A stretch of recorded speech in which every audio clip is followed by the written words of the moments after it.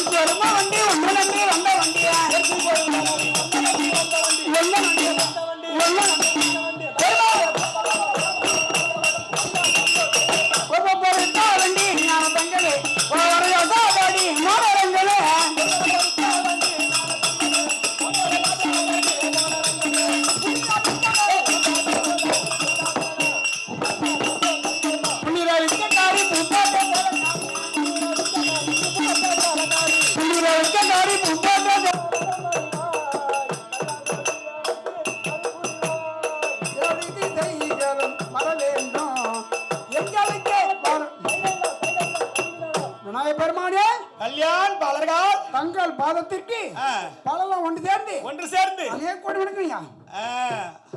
அங்காரமூர்த்தி போல அருள் தருவாரில்லை, மூர்த்தி போல அருள் தருவாரில்லை, அங்காரமூர்த்தி போல அருள் தருவாரில்லை, மூர்த்தி போல அருள் தருவாரில்லை, ஞான முகம் கொண்டவர் எவருக்குமே இல்லை.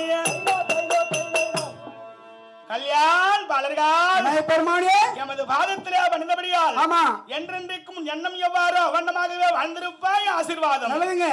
வர வேண்டும். யாது வர வேண்டும்? இன்று நடத்தக்கூடிய நாடகத்தை நாடு செழிக்க வேண்டும், நாடு செழிக்க வேண்டும், நல்ல மழை பெய்ய வேண்டும். நல்ல மழை தான் பொழியுது அதிகமா. ஊர் செழிக்க வேண்டும், ஒற்றுமை இருக்க வேண்டும். நடத்தக்கூடிய நாடகத்தில் கால குற்றம், மேல குற்றம், சங்கீத குற்றம், இசை குற்றம், பற்பல குற்றங்கள் இருந்தாலும் குற்றத்தை நாம் குணமா பாவித்து எங்கள் அத்தனமா பெரியும் காத்து ரட்சிக்க வேண்டும். என்னை துதித்தபடியால் எந்த விதம் குற்றம் குறை இல்லாமல் நல்ல முறையிலே உங்களையும் உங்கள் நாடக பிள்ளைகளையும் இந்த விழாவை எதற்காக ஏற்பாடு செய்திருக்கார்களோ அனைவரையும் இது நல்ல முறையில் இந்த கணேச பெருமான் அருள் இருக்கும் அன்புடன் காத்து ரட்சிக்கின்றேன்.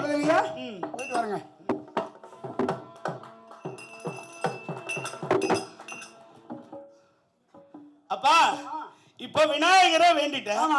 விநாயகரை ஏன் வேண நடத்தக்கூடிய நாடகம் என்ன நாடகம்னு உனக்கு தெரியல. அதுவும் வந்து சர்ப்ரைஸா வந்துக்கிறேன். எதுக்காக நீங்க கூப்பிட்டுறாங்க உண்மையா உனக்கு தெரியாது. நான் கூப்பிடணும் இங்க வந்துட்டேன். ஆனா இங்க நடக்க போறதுலாம் இன்னும் எல்லாருக்குமே ஒரு அதிசயமா எதிர்பார்த்துக்கிறாங்க. யாரை எதிர்பார்க்கறாங்க? இந்த விழா நடக்குது அலங்கு என்று சொல்லக்கூடிய அருமையான ஒரு திரைப்பட விழா. இது நல்ல முறையிலே இது செய்தியாளர் சந்திப்பு சிறப்பான முறையில் நடைபெறக்கூடிய நேரத்துல இதுக்காக யார் வராங்க தெரியுமா? மகாபாரதத்தில் பாண்டவர் இவர் ராஜாக்கள், இவர் ராஜாக்கள் தர்மனுக்கு நேரடியான விளக்கூடிய அதை பாரு வீமசேன மகாராஜா வரார்கள். அவர் வந்து சொல்வார் என்ன நினைக்கிறேன்.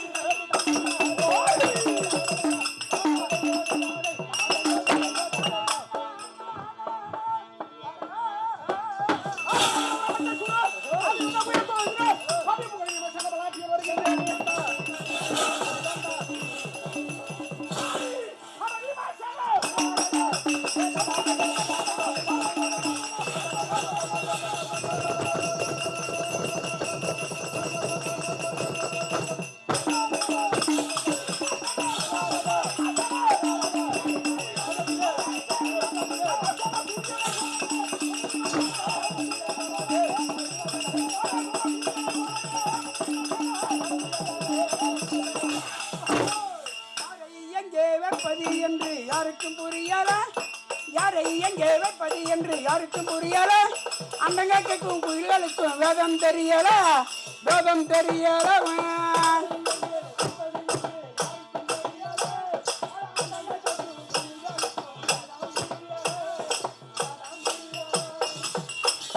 என்னத்தை சொல்ல வேண்டாம் தம்பி அதென்று சொல்ல வேண்டாம் என்னத்த சொல்ல வேண்டாம் தம்பி அது என்று சொல்ல வேண்டாம் என்னத்தை சொல்ல வேண்டாம் தம்பி அதென்று சொல்ல வேண்டாம் போடு செல்வனிகள்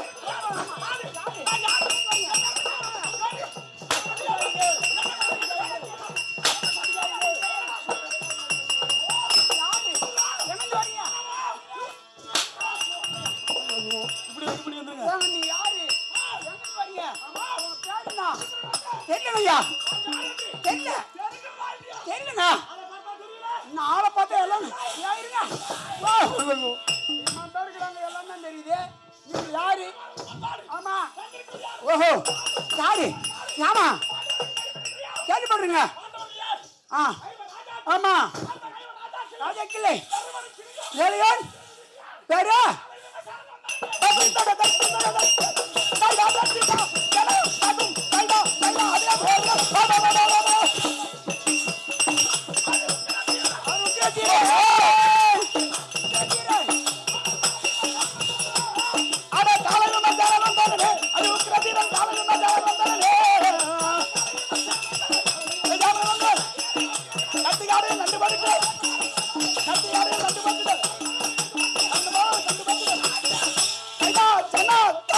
யாருங்க நீங்க ஆ நேருளியோன் ஆஹா விமஜன மகாராஜ மரத்தேக்கு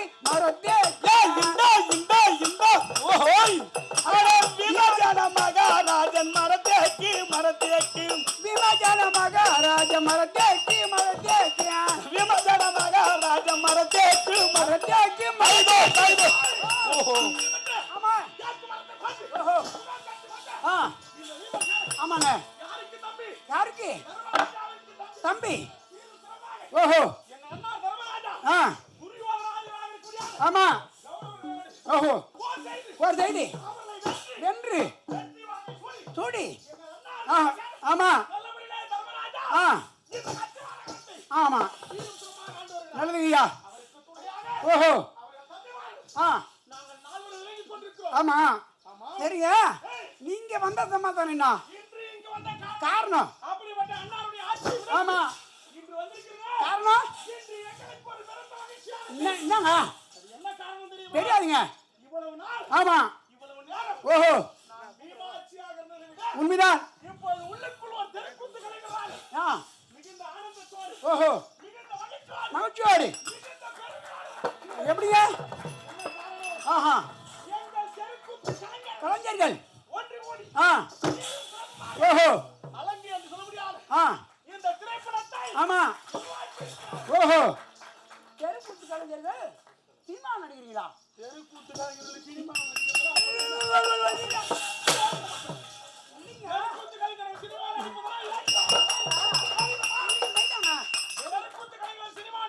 நான் கேள்விப்படலையே ஆஹா அது உண்மைதான் ஆமாங்க சினிமா தெருக்கூத்து கூத்து மக்கள் தலைவர் ஆமா ஆமா கூத்துவாங்க ஆமா தெருக்கூத்து ஓஹோ ஆமா சேர்ந்து ஓஹோ ஆமா பரவாயில்லைங்க தெரியாதுங்க ஐயா ஓஹோ மாவட்டம் வட்டம் ஆமா சேர்ந்து ஆஹா ஆமாங்க ஆசிரியர் ஆமா ஓஹோ ஆமா பெற்றவர்கள் ஆமா உண்மைதாங்க ஓஹோ அது யாரு தெரியலங்க இன்னும் பாருங்க தெரியலங்க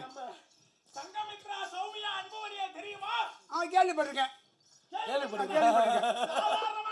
என்னங்க யாரு தெரியாதுங்க ஆஹா ஆ ஆமா உண்மைதான் ஓஹோ ஆ ஏற்றி ஓஹோ இந்த தெருக்கூத்து பயிற்சி எடுத்து ஆமா ராஜ வேடங்களை எல்லாம் ஏற்றி நடத்தவர் அபிமன்யன் திருக்கல்யாண நாடகத்திலே ஆமா அபிமன்யனாக நடித்தவர். ஓஹோ ஆ அதிசயித்தபடியான ஆமா வியக்கத்தக்க வேடத்தை ஏற்று நடித்து நடித்தி இந்த தெருக்கூத்திலே புகழை பெற்றவர். பரவாயில்லைங்க அப்படிப்பட்டவர் ஆஹா இந்த படத்தை ஆமா அவரும் ஆ மற்றும் ஆஹா சபரி செய்ய தெரியுமா?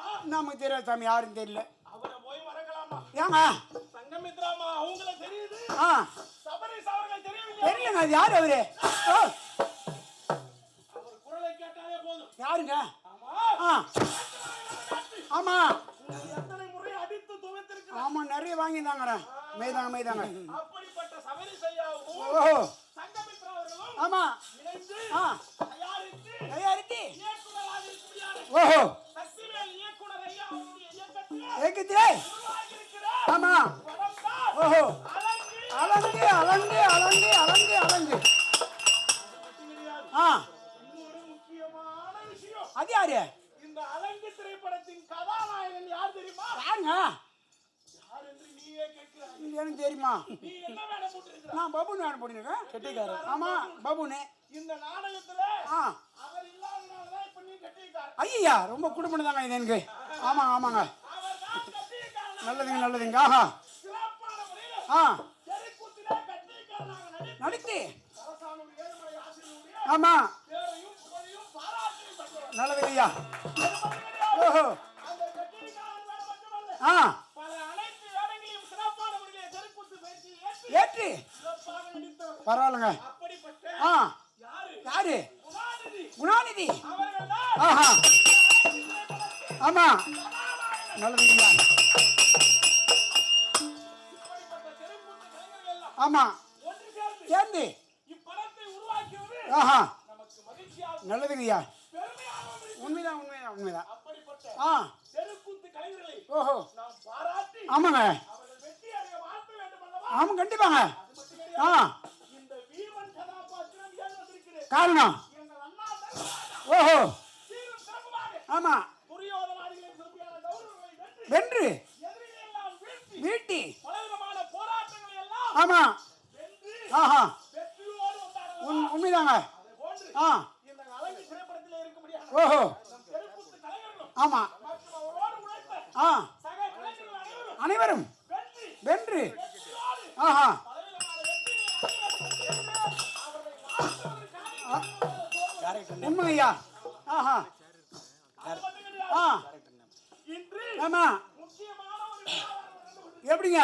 இந்த அழகு திரைப்படத்தினுடைய ஆமா செய்தியாளர் சந்திப்பு நடந்து கொண்டிருக்கிறது. ஓஹோ அந்த செய்தியாளர் சந்திப்பு சென்று ஆ இந்த திரைப்படத்திலே ஆமா இதோ தயாரிப்பாளராக இருக்கக்கூடிய ஓஹோ சங்கமித்ரா சௌமியா அன்புமணி அவர்களையும் அவர்களையும் இதோ சபரீஷ் அவர்களையும் ஆ மற்றும் ஆஹா. கதாநாயகராக இருக்கக்கூடிய ஆமா குணாநிதி அவர்களையும் அவர்களையும் இந்த திரைப்படத்தின் இயக்குனராக இருக்கக்கூடிய ஆமா இயக்குனர் சக்திவேல் அவர்களையும் அவர்களையும் வாழ்த்துவிட்டு ஆஹா அனைவருக்கும் வாழ்த்துக்கள் சொல்ல வாழ்த்துக்கள் நல்லதுங்க ஐயா நல்லது வாழ்த்துக்களை தெரிவிக்கலாமா? தெரிவிக்கலாங்க ஆ நம் தெருக்கூத்து கலைஞர்களை அழைத்து விடலாமா? கண்டிப்பாங்க ஆ தெருக்கூத்து கலைஞராக ஓஹோ ஒரு பெண்ணாக இருந்து இருந்து சிறப்பான முறையில் ஆமா தெருக்கூத்து பயிற்சி எடுத்து அடுத்து இப்பொழுது இந்த அழகு திரைப்படத்தின் தயாரிப்பாளராக இருக்கக்கூடிய ஆமா இதோ ஆஹா நமது தெருக்கூத்து கலைஞர் கலைஞர் சங்கமித்ரா சௌமியா அன்புமணி அவர்கள் ஆமா வாழ்த்துவதற்காக மேடைக்கு வாடி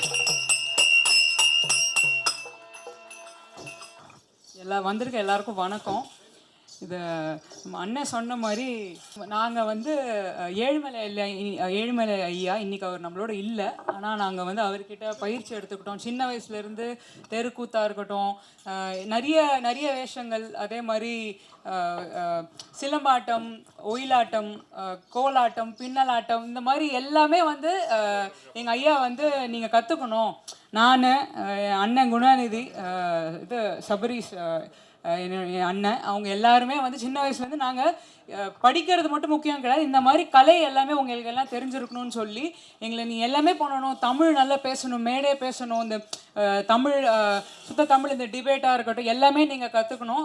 கற்றுக்கிட்டு இந்த வருஷம் பார்த்தீங்கன்னா பொங்கல் அப்போ வந்து தைக்குடல்னு நிகழ்ச்சி ஒரு 3 நாள் நடக்கும். நாங்கள் என்னெல்லாம் வருஷம் ஃபுல்லாக கற்றுக்கிட்டோமோ அதை வந்து வீட்டில் வந்து அவங்க எல்லாருக்குமே நாங்கள் பண்ணி காட்டுவோம். ஸோ அப்போ இவங்க எல்லாம் வந்து எங்களுக்கு அதுக்கு முன்னாடி ஒரு மாதம் நாங்கள் ட்ரைனிங் எடுத்துப்போம்.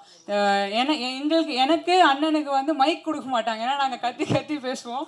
அதனால் மைக்லாம் இருக்காது, நல்ல சத்தமாக போட்டு பேசுவோம். எனக்கு இந்த ஹீரோயின் வேஷம்லாம் கொடுக்க மாட்டாங்க. எனக்கு நான் ஃபஸ்ட்டு பண்ணது வந்து இது அரக்கன் வேஷம் தான், வாதாபின்னு சொல்லிட்டு வாதாபி அரக்கன் வேஷம் தான் போட்டேன். அதுக்கப்புறம் நான் கேட்டேன் ஏதாவது ஒரு டைமில் எனக்கு இது ஹீரோவாவது கொடுங்க அப்படின்னு சொல்லி. அதுக்கப்புறம் இந்த அபிமன்யு வேஷம் கொடுத்தாங்க. ஸோ அந்த மாதிரி ஒரு தெருக்கூத்துலேயுமே வந்து இந்த இதெல்லாம் வந்து ஒரு தலையில் போட்டு நிற்கிறாங்க, வலி எடுத்துக்குவோம். நாங்கள் வந்து அந்த நாள் பூரா வந்து நாங்கள் கரெக்டாக சாமி கும்பிட்டுட்டு செருப்பு போட மாட்டோம், அந்த வேஷம் கட்டிட்டோம்னா செப்பல் போட மாட்டோம். ஸோ ஃபுல்லாக அதிலே இருப்போம். அந்த மரியாதை கொடுத்துட்டு தலையில் அப்படியே ஒரு 2 மணி நேரம் 3 மணி நேரம் வச்சுக்கிட்டு நாங்கள் இந்த நாடகம்லாம் பண்ணுவோம். எங்களுக்கு என்னென்னா இந்த முறை முதல் முறையாக நாங்கள் ஒரு படம் தயாரிச்சிருக்கோம். நான் தயாரிச்சிருக்கேன், அண்ணன் வந்து லீடாக ஃபஸ்ட் டைம் பண்ணுறாரு. ஸோ ஆனால் எங்களோட குரு, எங்களோட ஆசான்கள் அவங்களெல்லாம் கூப்பிட்டுட்டு வந்து இன்ட்ரடியூஸ் பண்ணி அவங்களுக்கு ஒரு மரியாதை செலுத்தணும். ஏன்னா அந்த கூத்து கற்றுக்கிட்டதுனால தான் இன்றைக்கி நாங்கள் இந்த ஸ்டேஜில் நின்று சரி நம்ம அது சினிமாவுக்கு எடுத்துகிட்டு போகணும், சினிமாவில் வரணும்னு சொல்லி ஆசை வந்ததே வந்து நாங்கள் இதெல்லாம் நடித்து இது பண்ணதுனால தான். அதனால் இன்றைக்கி அவங்களோட ஆசீர்வாதத்தோடு வந்து இந்த ப்ரெஸ் மீட் வந்து நடத்தணும்னு சொல்லி எல்லாரையும் கூப்பிட்டு வந்துட்டோம். தேங்க்யூ.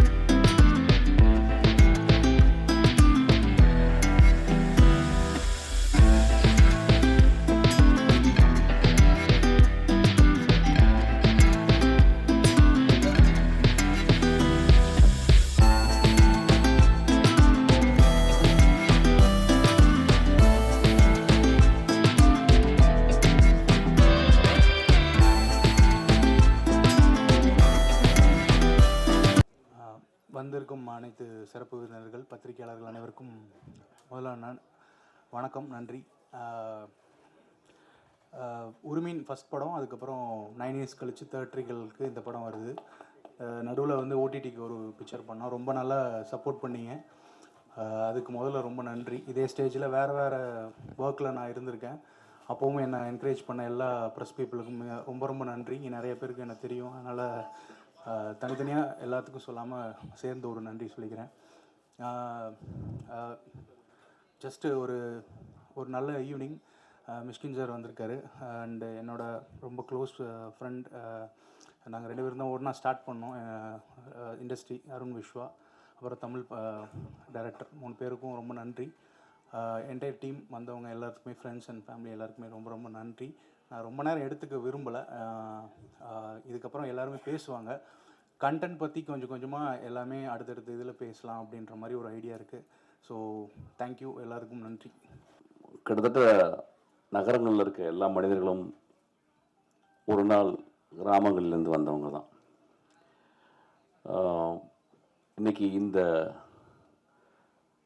இந்த கூத்தை பார்க்கும்போது, first of all I want everybody to stand up and give big standing ovation for those people.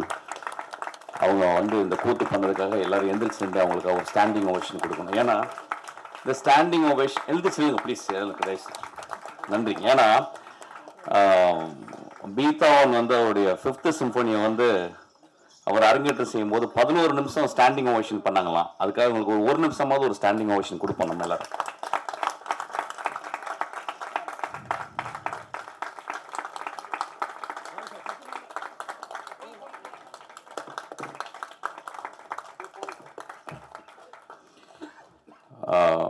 இவங்கள்ட்ட இருந்து சிவாஜி ஐயாவும் எம்ஜிஆர் மட்டுமே வரல, இவர்கிட்ட இருந்து இசைஞானி இளையராஜாவும் வந்திருக்காங்க. ஆக்சுவலாக நன்றிங்க, ரொம்ப நன்றி, தேங்க்யூ.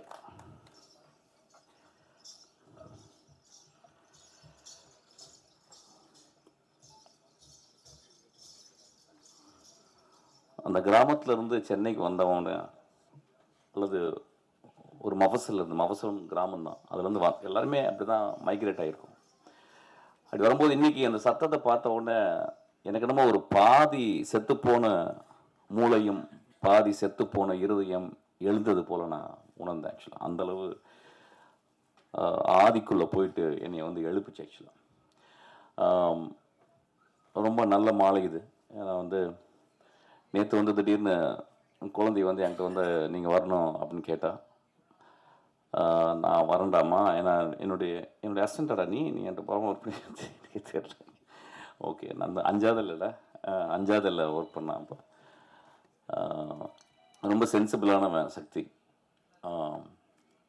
அதுக்கப்புறம் சினிமா பயணத்துலேருந்து வெளியே போயிட்டு வந்து அப்புறம் சினிமாவிலே இருப்பான், பட் நிறைய வேலைகள்லாம் செய்வான். ஆக்சுவலாக அவன் வந்து ரொம்ப நாளைக்கு முந்தைய ஒரு கதை சொன்னான். இந்த கதை எனக்கு வேக தான் ஞாபகம். ஆனால் வந்து சார் இந்த கதை ஒரு நாயை பற்றி, நாய்களை பற்றி, அதுக்கு பின்னால் அதுக்கு முன்னால் இருக்க மனிதர்களை பற்றி அப்படின்னா கதை சத்துங்க ப்ளீஸ். அந்த போஸ்டரை பார்க்கும்போது அங்கே ஒரு 5-6 மனிதர்களும் இங்கே ஒரு 7-8 நிஜ மனிதர்களும் இருந்ததை பார்த்தேன். ஆக்சுவலாக அந்த நிஜ மனிதர்களுக்காக ஒரு கிளாப் பண்ணுவோம். ஏன்னா அந்த ஒரு மேடையில் போய் என்ன பேசுறது அப்படின்றது வந்து பெரிய குழப்பம். ஆக்சுவலாக அது எப்படி ஆரம்பிக்கணும்னு எனக்கு தெரியல. அப்போ பார்க்கும்போது நான் உத்து பார்க்கும்போது இந்த கண்கள்லையும் அந்த கண்கள்லையும் ஒரு டிஃப்ரென்ஸ் பார்த்தேன். அந்த கண்களில் ஒருத்தன் வந்து ஒரு ப்ரொடியூசர் பெரிய ஹீரோ ஆகணும் அப்படின்ற மாதிரி ஒரு கனவு இருக்கு. அங்கே ஒரு வில்லன் ஒருத்தர் இருக்காரு, மலையாளத்துல இருந்து வில்லனாகவே வந்த மாதிரி இருக்காரு. இந்த பாண்டியராஜன் படத்தில் நான் தான் வில்லனாக நடிக்க வேண்டியது. ஆக்சுவலாக அவர் நடிக்கிறாரு.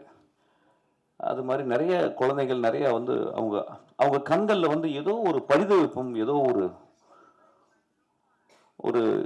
ஏதோ ஒன்று சம்திங் அப்படி ஒன்று இருக்கு. ஒரு நகரத்தை சார்ந்த, நாகரிகத்தை சார்ந்த நிறைய விஷயங்கள் அந்த கண்களில் இருக்கு. அந்த கண்களை பார்க்கும்போது 3 விஷயம் தான் அதில் தெரியுது. ரேஜ் பார்த்தேன், அதாவது ப்ரைமல் எமோஷன், கோபம் கூட கிடையாது. Rage, it's called rage. நாய்களோட ரொம்ப பழகியிருக்கேன், நாய்களோடய வாழ்ந்திருக்கேன். இன்னைக்கு நாய் எல்லாமே இருக்கிறேன். நாய்கிட்ட இருந்து நிறைய கற்றுருக்கேன். நான் தனிமையில், சின்ன வயசில் நான் தனிமையில் இருக்கும்போது எனக்கு வந்து மணின்னு ஒரு நாய் எனக்கு ரொம்ப ரொம்ப ஆதர்சமானது. ஒரு வெள்ளை கலரில் பெருசாக இருக்கும், தலை பெருசாக. அந்த மாதிரி நான் இது வரைக்கும் நான் பார்த்ததே இல்லை. கிராமங்களில் மணி, எல்லா நாய்களும் மணியாக தான் கூப்பிடுவாங்க. சொல்லப்போனால் எங்களை வழக்கம், அது வீட்டு முன்னாலே இருக்கும். அது பியூட்டிஃபுல். அப்போ அது வந்து எங்களை ப்ரொடெக்ட் பண்ணுற ஒரு தெய்வமாக தான் இருக்கும். குழந்தைகளை பார்த்துக்கும், பாம்பு பூச்சி வராது. ஏதோ நாங்கள் உணவை பரிமாறிப்போம். ஒரு ஆதி தகப்பன் போல் எங்கள் கூட எப்பயுமே ஒரு நாய் இருந்துக்கிட்டே இருக்கும்.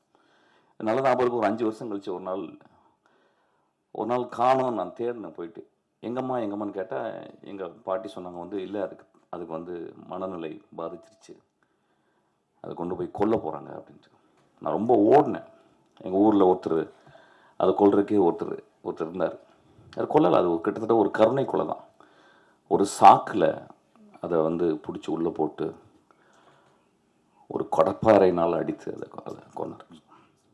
என்னால் மறக்கவே முடியல.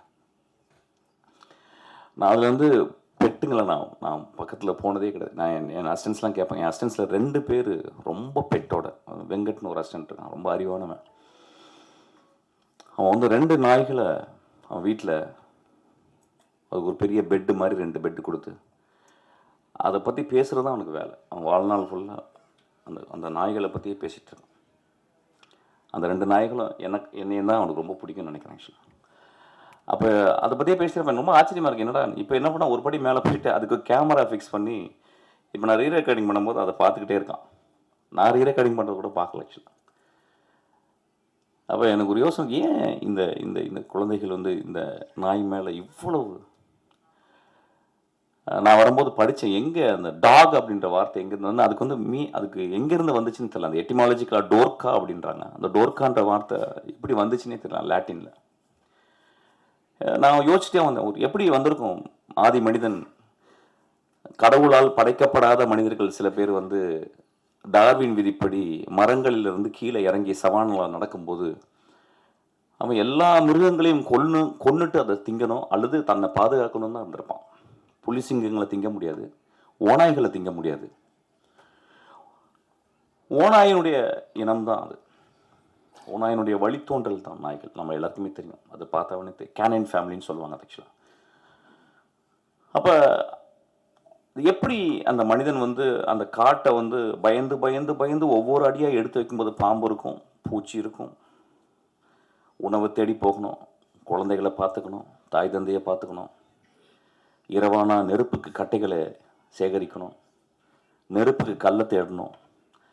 அப்படிங்கும்போது எப்படி ஒரு ஓநாய் எப்படி அது ஒரு மனிதனை சார்ந்து வந்திருக்கும் அப்படின்றது வந்து எனக்கு ரொம்ப டிரான்சிஷன்.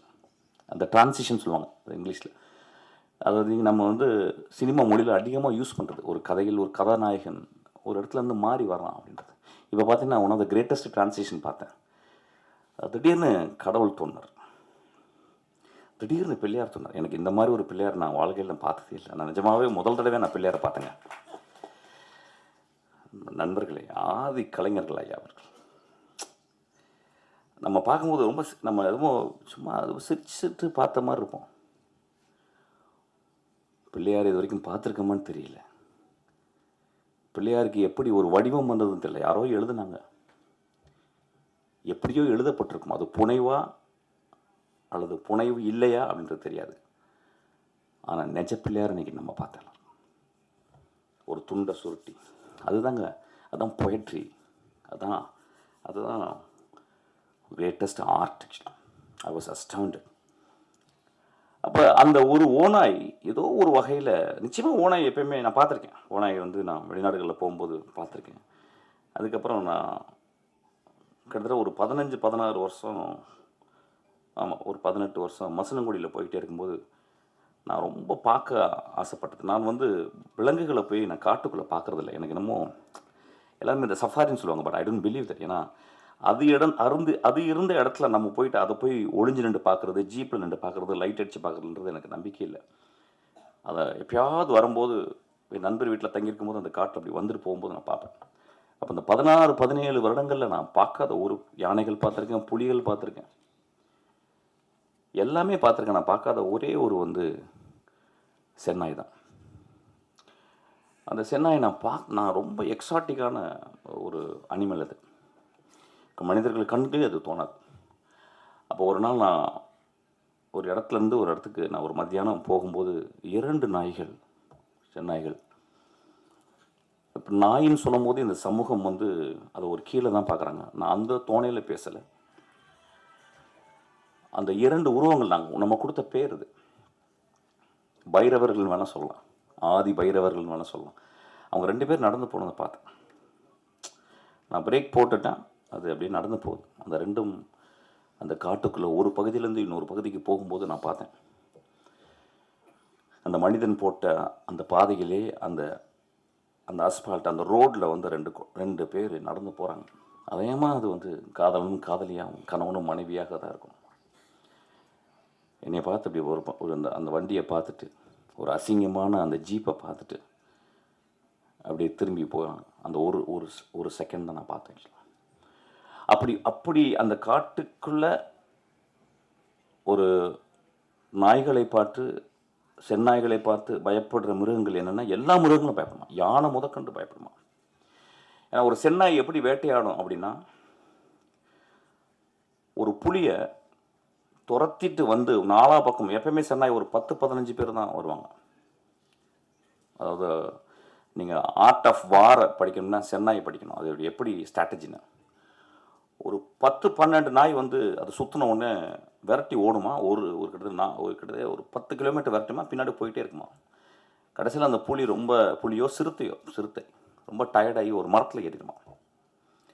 அந்த மரத்தில் ஏறினோன்னா இது நடக்குமா. அது வந்து ஒரு 5 மணி நடந்துச்சுன்னா அந்த நாய்கள் அந்த மரத்துக்கு கீழே அப்படியே 10 நாள் அப்படியே உட்காந்துருமா. ஒரு அந்த இரவு ஃபுல்லாக உட்காந்துருமா அந்த 10 நாய்களும். காலையில் ஒரு 6 மணிக்கு இன்னொரு 10 நாய்கள் வந்து இவங்களை ரிலீவ் பண்ணுவாங்களாம். இவங்க எந்திரிச்சு போவாங்களாம். அந்த 10 நாய் உட்காருமா. அன்னைக்கு இரவு ஃபுல்லாக உட்காந்துமா. மறுநாள் இரவில் அது அந்த சிறுத்தை மயங்கி கீழே வந்துடுமா.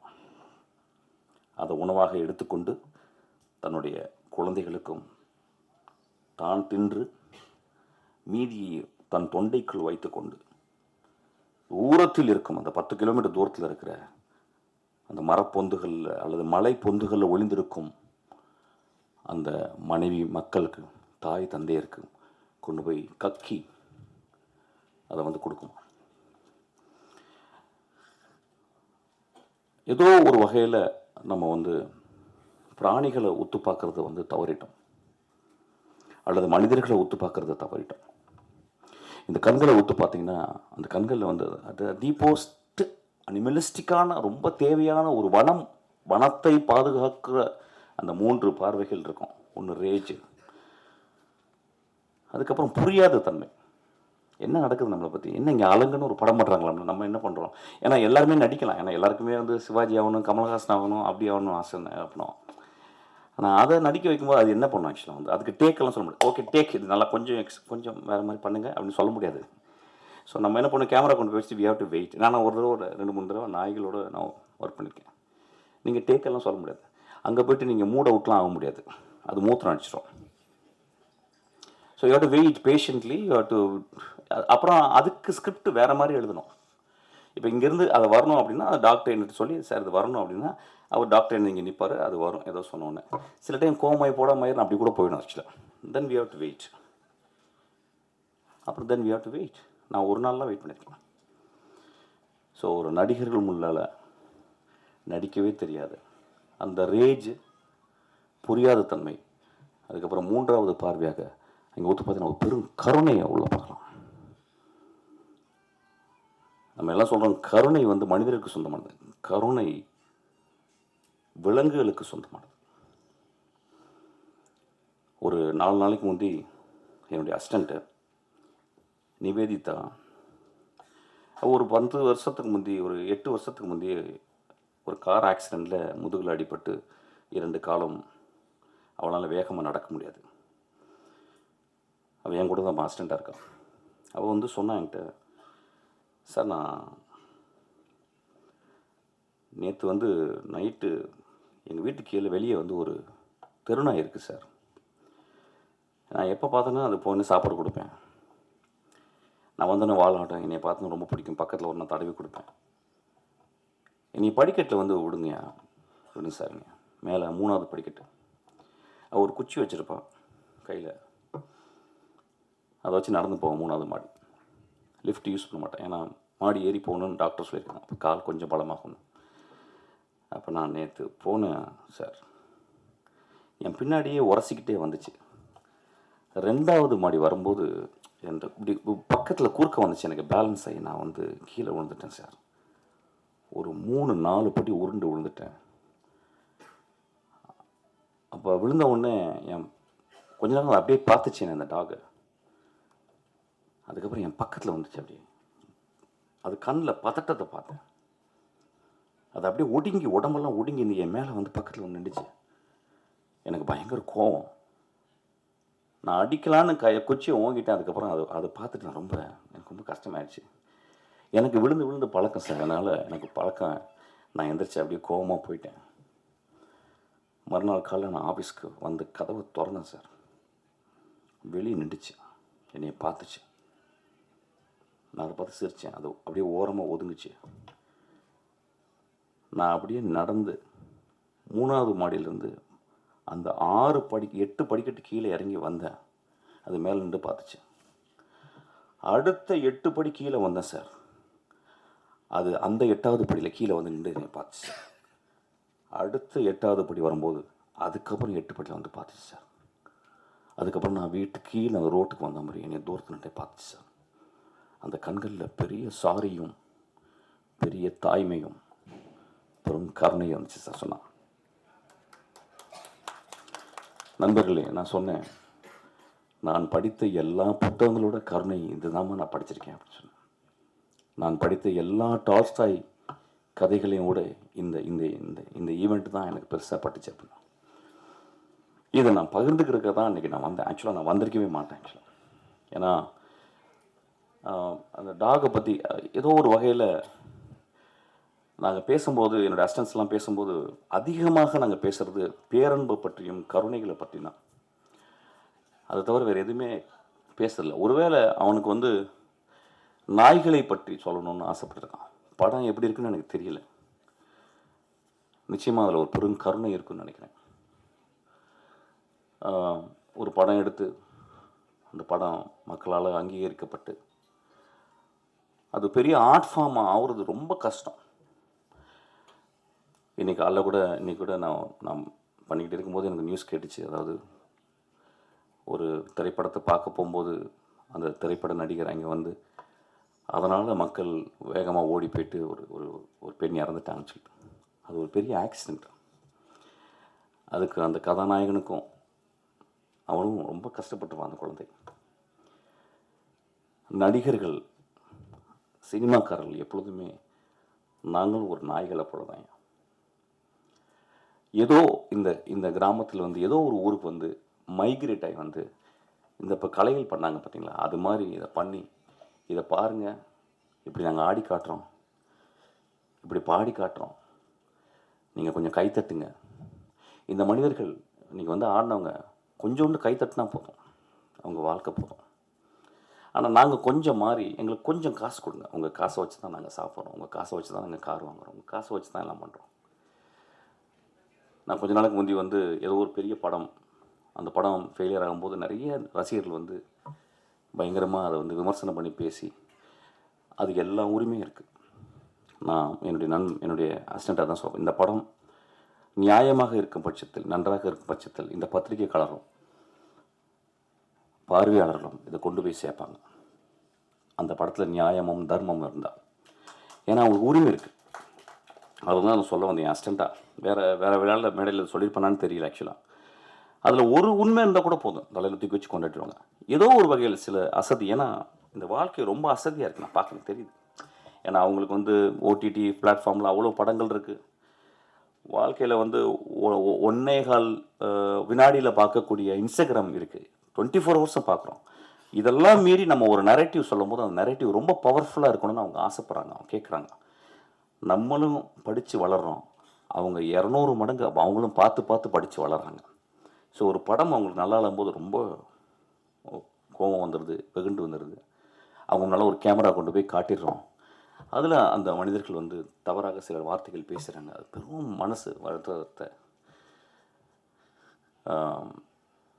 நடிகர்களை நீங்கள் கொஞ்சம் கருணையோடு பார்த்துக்கணும்.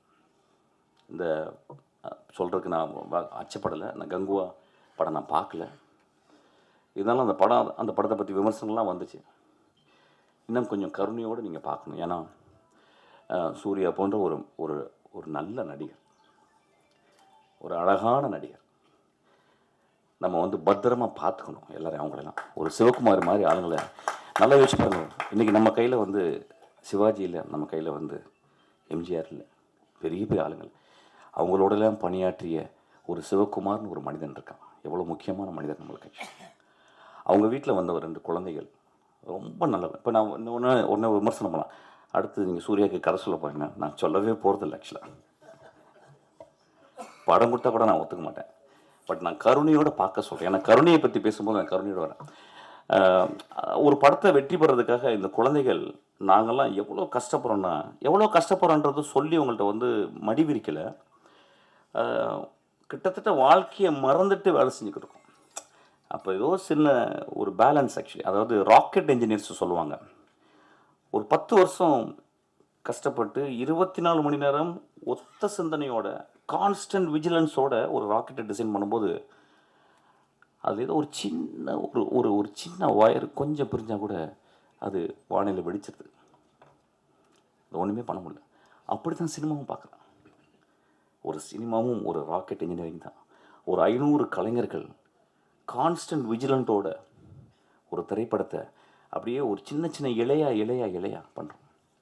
சில டைம் ரொம்ப அங்கே அந்த அந்த மூத்த கலைஞன் ஒருத்தர் இருப்பான், அந்த டைரக்டர்னு ஒருத்தர் இருப்பான் பாருங்க, அவன் வந்து ஒரு ஒரு இறப்பை நோக்கி போகிற அளவுக்கு போகும்போது தான் ஒரு படைப்பு உருவாகுது.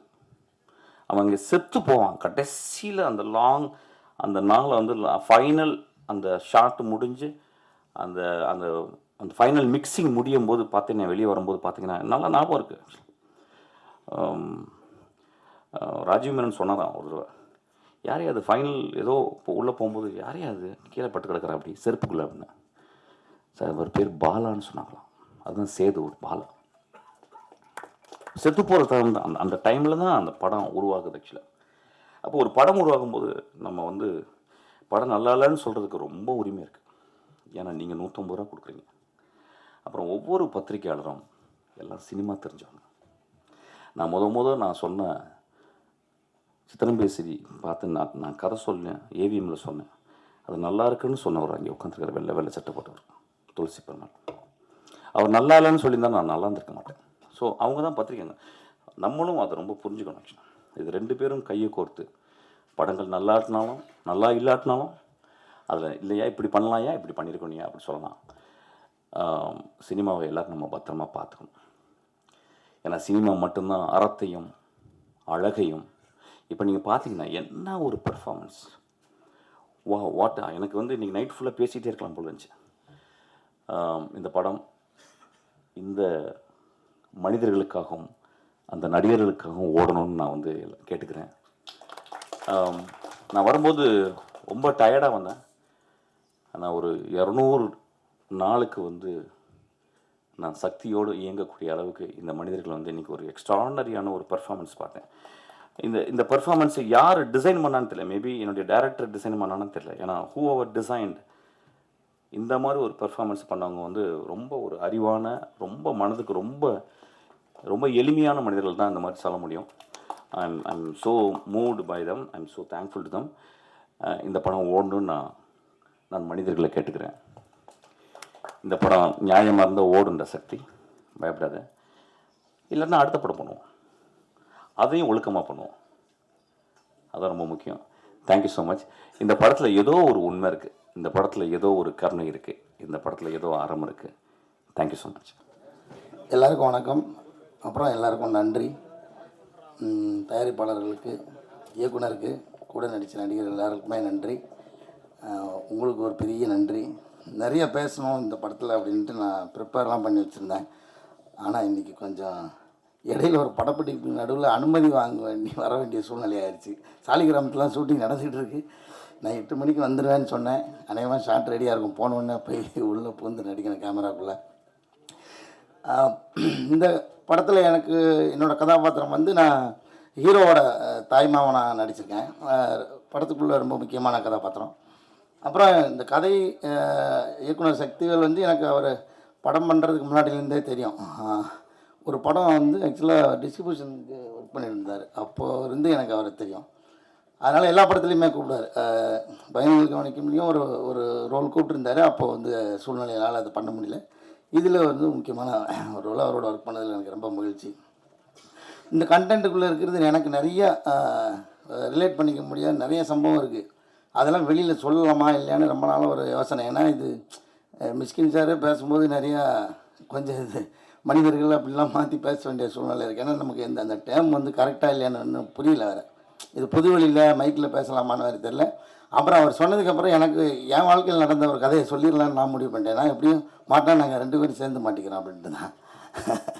ஏன்னா அவருக்கு நடந்த மாதிரி என் வாழ்க்கையில் நடந்தால் சின்ன பையன். எங்கள் ஊரில் ஒரு நாய் இருந்தது. எனக்கு அப்படி சொல்லி தான் பழக்கம். ஆனால் அதுக்கு ஒரு பேர் வச்சுருந்தேன், கருப்பு. அதுக்கு பேர் அது ஃபுல் பிளாக்கில் இருக்கும். இருட்டிலலாம் இருந்தால் தெரியவே தெரியாது. அது வந்து எங்கள் பெரியப்பா வீட்டில் இருந்துச்சு. எங்கள் அப்பாவுக்கு வந்து நாய் வளர்க்குறது பிடிக்காது. ஏன்னா அது வந்து ஒரு நாள் என்றைக்கா இருந்தாலும் ஒரு நாள் நம்ம இருக்கும்போதே அது நம்மகிட்ட விட்டு பிரிஞ்சு போவோம். அதனால் அந்த சோகத்தெல்லாம் நம்மளால் தாங்க முடியாதுன்ட்டு அவர் வந்து அது மேலே விருப்பப்பட மாட்டார். நாய் வளர்க்குறது எங்கள் அப்பாவுக்கு பிடிக்கவே பிடிக்காதனால எங்கள் வீட்டில் நாய் வளர்க்கலாம். எனக்கு நாய் வந்து பர்சனலாக பிடிக்கும். அப்போ இது எங்கள் பெரியப்பா எங்கள் ஊரில் ஒரு முறையில் பெரியப்பா இருக்கிற வீட்டில் இருக்கிற அது வந்து அது என்னமோ தெரியல, என் மேலே பயங்கரமான பாசம். அதுக்கு நல்லா வளர்ந்து வச்சுக்கிட்ட ஒரு 10 வயசுக்கு மேலே இருக்கும். அதுக்கு நல்ல ஒரு முதிர்ச்சியான ஒரு இதில் பருவத்தில் இருக்கும்போது அதே மாதிரி அதுக்கு மனநலம் பாதிக்கப்பட்டுருச்சு.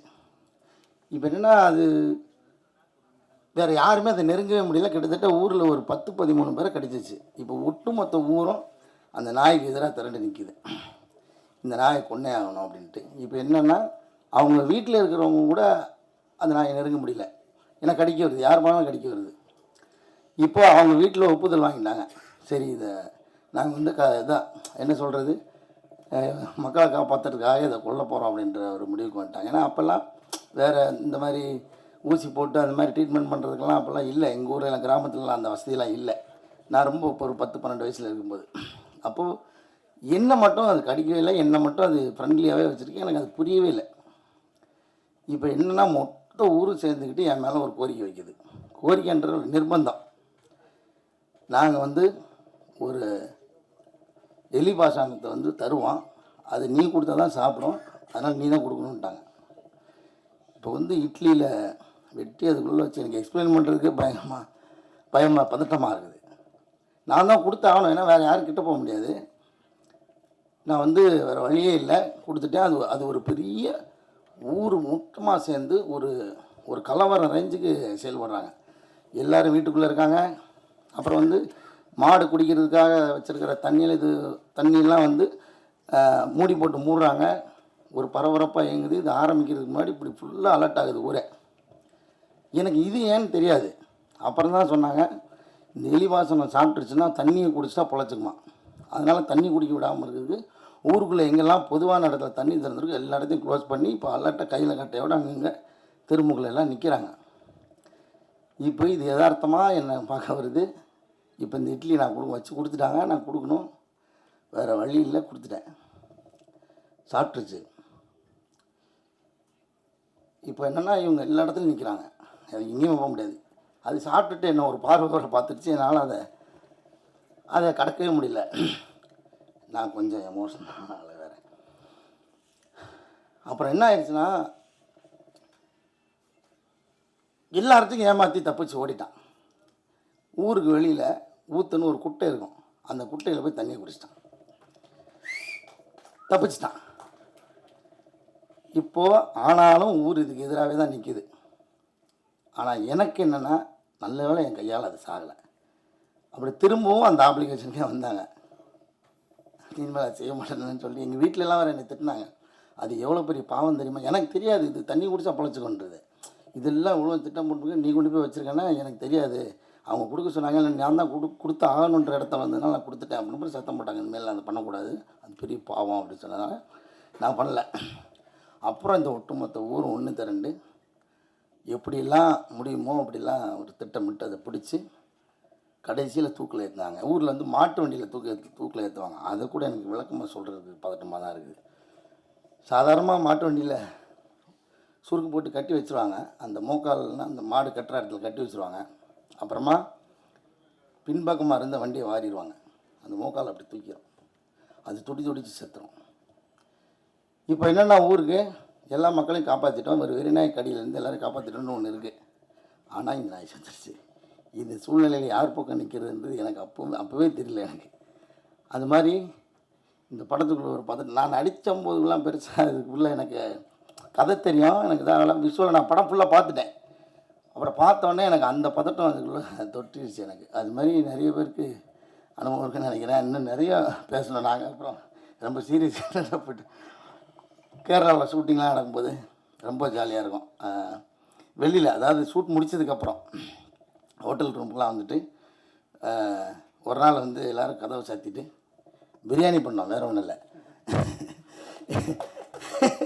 ஏன்னா ஒரு 10-15 நாள் ஆச்சு நமக்கு வந்து ஒரு சாப்பாட்டு பிரியாணி. நான் எப்போ என் வண்டியில் கிச்சன் வந்து காரில் டிக்கியில் இருக்கும், ஒரு எல்லாமே ஒரு மினிமைஸாக அப்படி வச்சுருப்பேன். ஆனால் ஒரு குக்கர் மட்டும் பெருசாக இருக்கும், ஒரு 10 பேர் வந்தால் சேர்ந்து சாப்பிட்ற மாதிரி. அந்த மாதிரியான ஒரு குக்கரை அந்த ஹோட்டலுக்காரங்களுக்கே தெரியாமல் கடத்தி கொண்டு போய் உள்ளே வச்சு கதவை சாத்திட்டு முழு பிரியாணி உள்ளே வச்சு செஞ்சோம். செஞ்சுட்டு திருப்தியாக அன்றைக்கி நைட்டு சாப்பிட்டோம். ஸோ அந்த மாதிரியான நிறைய அனுபவம் இருக்குது படத்துக்குள்ளே வேலை செய்யும்போது இருந்த அனுபவம். எல்லாருக்குமே ரொம்ப நன்றி. இன்னும் நிறைய பேசுகிறதுக்கு இருந்துச்சு, ஆனாலும் எனக்கு டைம் இல்லை. ரொம்ப ரொம்ப நன்றி. எல்லாருக்கும் தனித்தனியாக பேர் சொல்கிறதுக்கும் எனக்கு நேரம் இல்லை. ரொம்ப ரொம்ப நன்றி. திரையுலகின் முன்னோடி நம்ம கூத்து கலைஞர்களை வணங்கி உரையை தொடங்குகிறேன். கிட்டத்தட்ட வந்து ஒரு ஃபுல் மீல் சாப்பிட்ட ஃபீல் இது. எனக்கு தெரிஞ்சு அந்த கூத்து பார்த்துட்டு அந்த அந்த ஃபீலோடு அப்படியே வெளியில் போயிடணுங்கிற அளவுக்கு இருக்குது. இதில் வந்து இந்த படத்தை பற்றியெல்லாம் நிறையா இந்த படத்து சம்மந்தப்பட்ட விஷயங்கள் நிறையா பேசணும்னு நினச்சேன். எனக்கு ரொம்ப மனசு நிறைவாக இருக்குது. மைக்ரோஃபோன் கொடுக்கணும் போல் இருக்கு எல்லா கூத்து கலைஞர்களுக்கும். அவங்களுடைய பிச் அந்த அந்த சவுண்டு பார்த்தீங்கன்னா மைக் இல்லாமல் மக்களை மகிழ்விச்சு கையில் மைக் இருந்தாலும் அந்த ஒரு சத்தம் அது வந்து அதிகமாக டப்பிங் பண்ணுறதப்ப தொண்டை காஞ்சி போயிடுச்சு அப்படின்னெல்லாம் நம்ம நிறையா கேள்விப்படுவோம். இல்லை டப்பிங் வர்றதுக்கு சிரமப்படுற ஆர்டிஸ்டெல்லாம் நம்ம பார்த்துருக்கோம். ஒரு இரவு முழுதும் எப்படி வந்து இவ்வளோ சத்தத்தை மக்களுக்கு கடத்த அப்போ மைக் இருந்திருக்காது.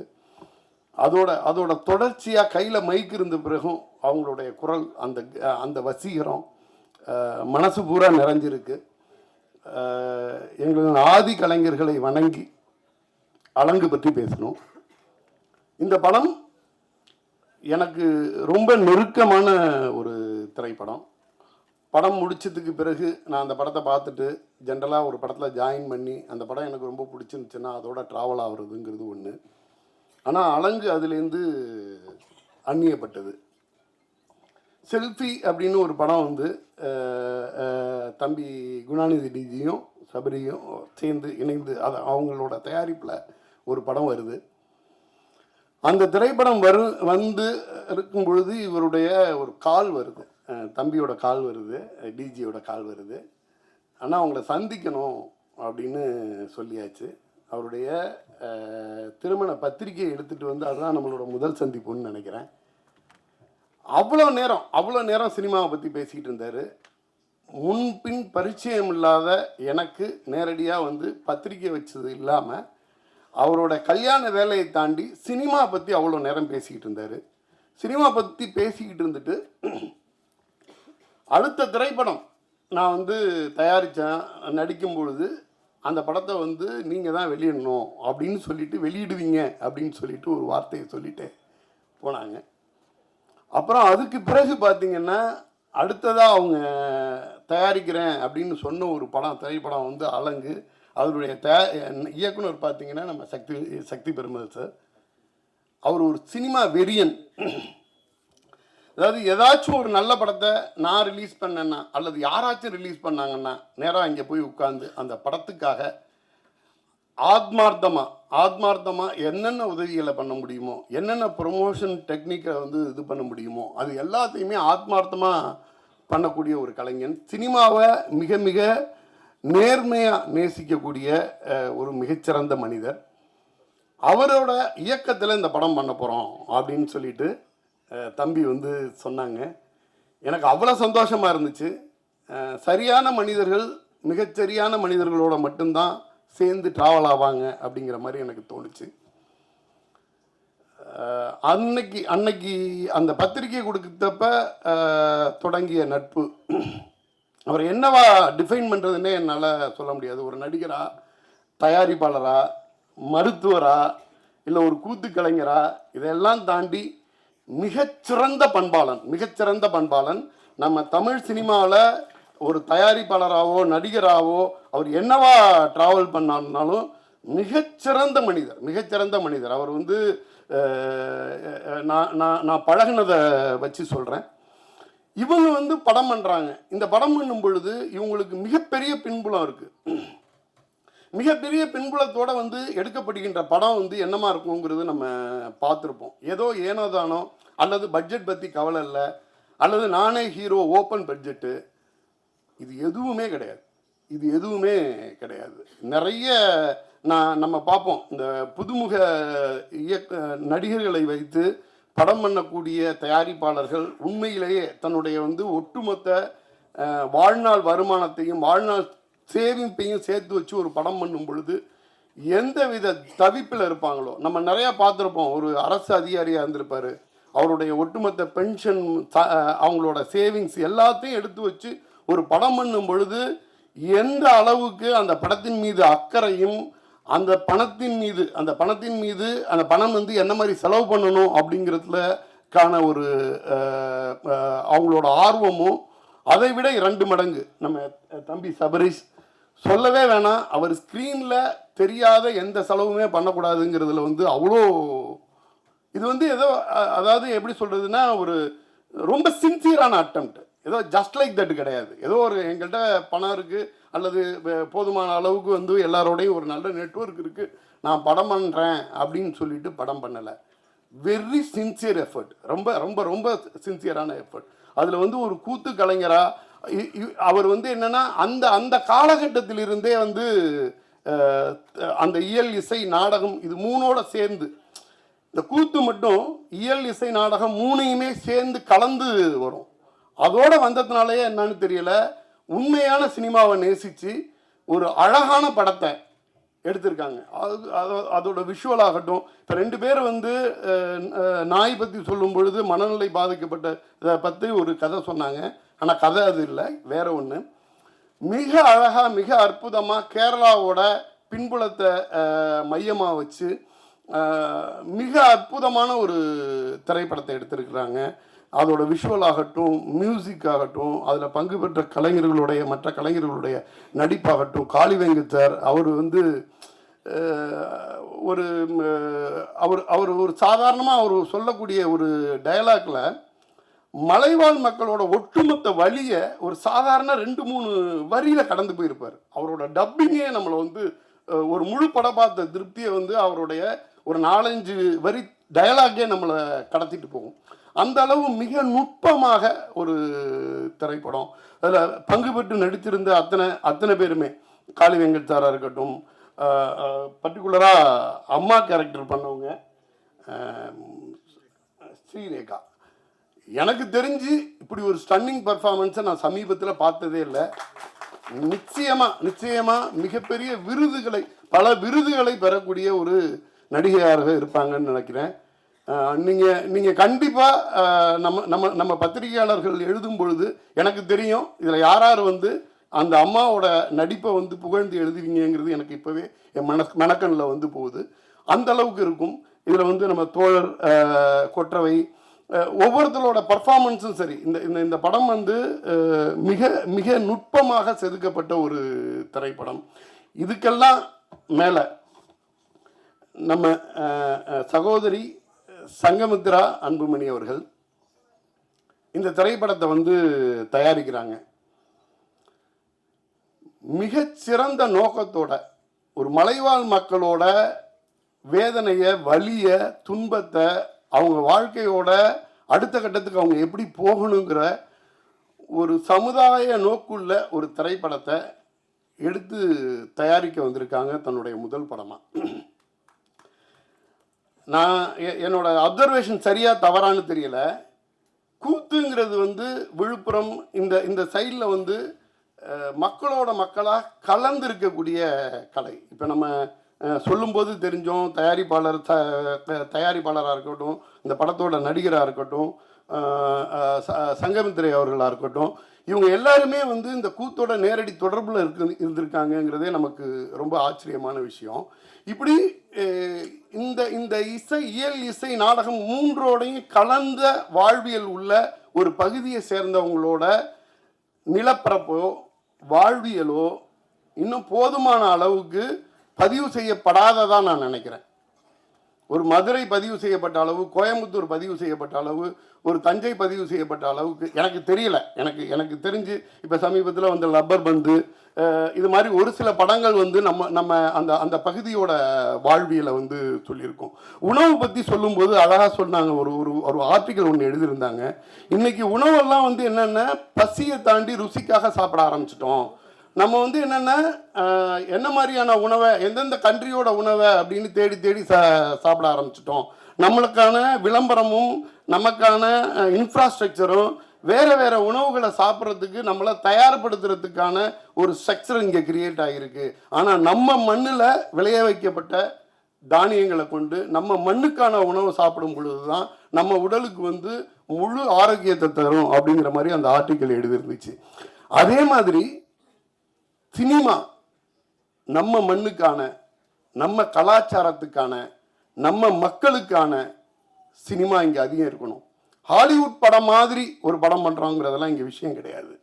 நம்ம மண், நம்ம கலாச்சாரம், நம்ம மக்களோட வாழ்வியல், இதை வந்து முழுசாக கொண்டு போய் திரையில் சொல்லும் பொழுது அம்மா சமைக்கிற சாப்பாடு மாதிரி, நம்ம நம்ம நம்ம பகுதியில் இருக்கக்கூடிய, நம்ம பகுதியில் விளைவித்த தானியங்கள் கொண்டு உருவாக்கப்பட்ட உணவை நம்ம சாப்பிட்ற மாதிரி. சகோதரி அன்புமணி சகோதரி சங்கமித்ரா அவர்கள் ஒரு தயாரிப்பாளராக உள்ளே வரும் பொழுது அவங்களுக்கு கூத்து, இந்த சினிமா, இதை பற்றின அக்கறை இது ரொம்ப இருக்கிறதா நான் வந்து அறிகிறேன். அவங்க என்ன செய்யணும்னா நிறைய திரைப்பட பயிற்சி பட்டறைகளை உருவாக்க வேண்டும். புதியவர்களுக்கு, இளம் வயதில் உள்ளவர்களுக்கு நடிக்கவோ டைரக்ஷன்லையோ இது மாதிரி நிறைய வாய்ப்புகளை ஏற்படுத்தி தர வேண்டும். அதற்கான இன்ஃப்ராஸ்ட்ரக்சர் அவங்கள்ட்ட இருக்குது. இது அவங்க பண்ணுவாங்க அப்படிங்கிறத வந்து ஒரு வேண்டுகோளாகவே வைக்கிறேன். மற்றபடி இந்த திரைப்படம் மிகப்பெரிய வெற்றி படமாக அமைய வாழ்த்துக்கள். நன்றி. வந்திருக்க பத்திரிகை ஊடகம் மற்றும் எல்லா நண்பர்களுக்கும் வணக்கம். ஃபஸ்ட்டு நான் ஒர்க் பண்ணாத ஒரு படத்துக்கு ஸ்டேஜ் ஏறியிருக்கேன். எனக்கு அது எப்படி தெரில.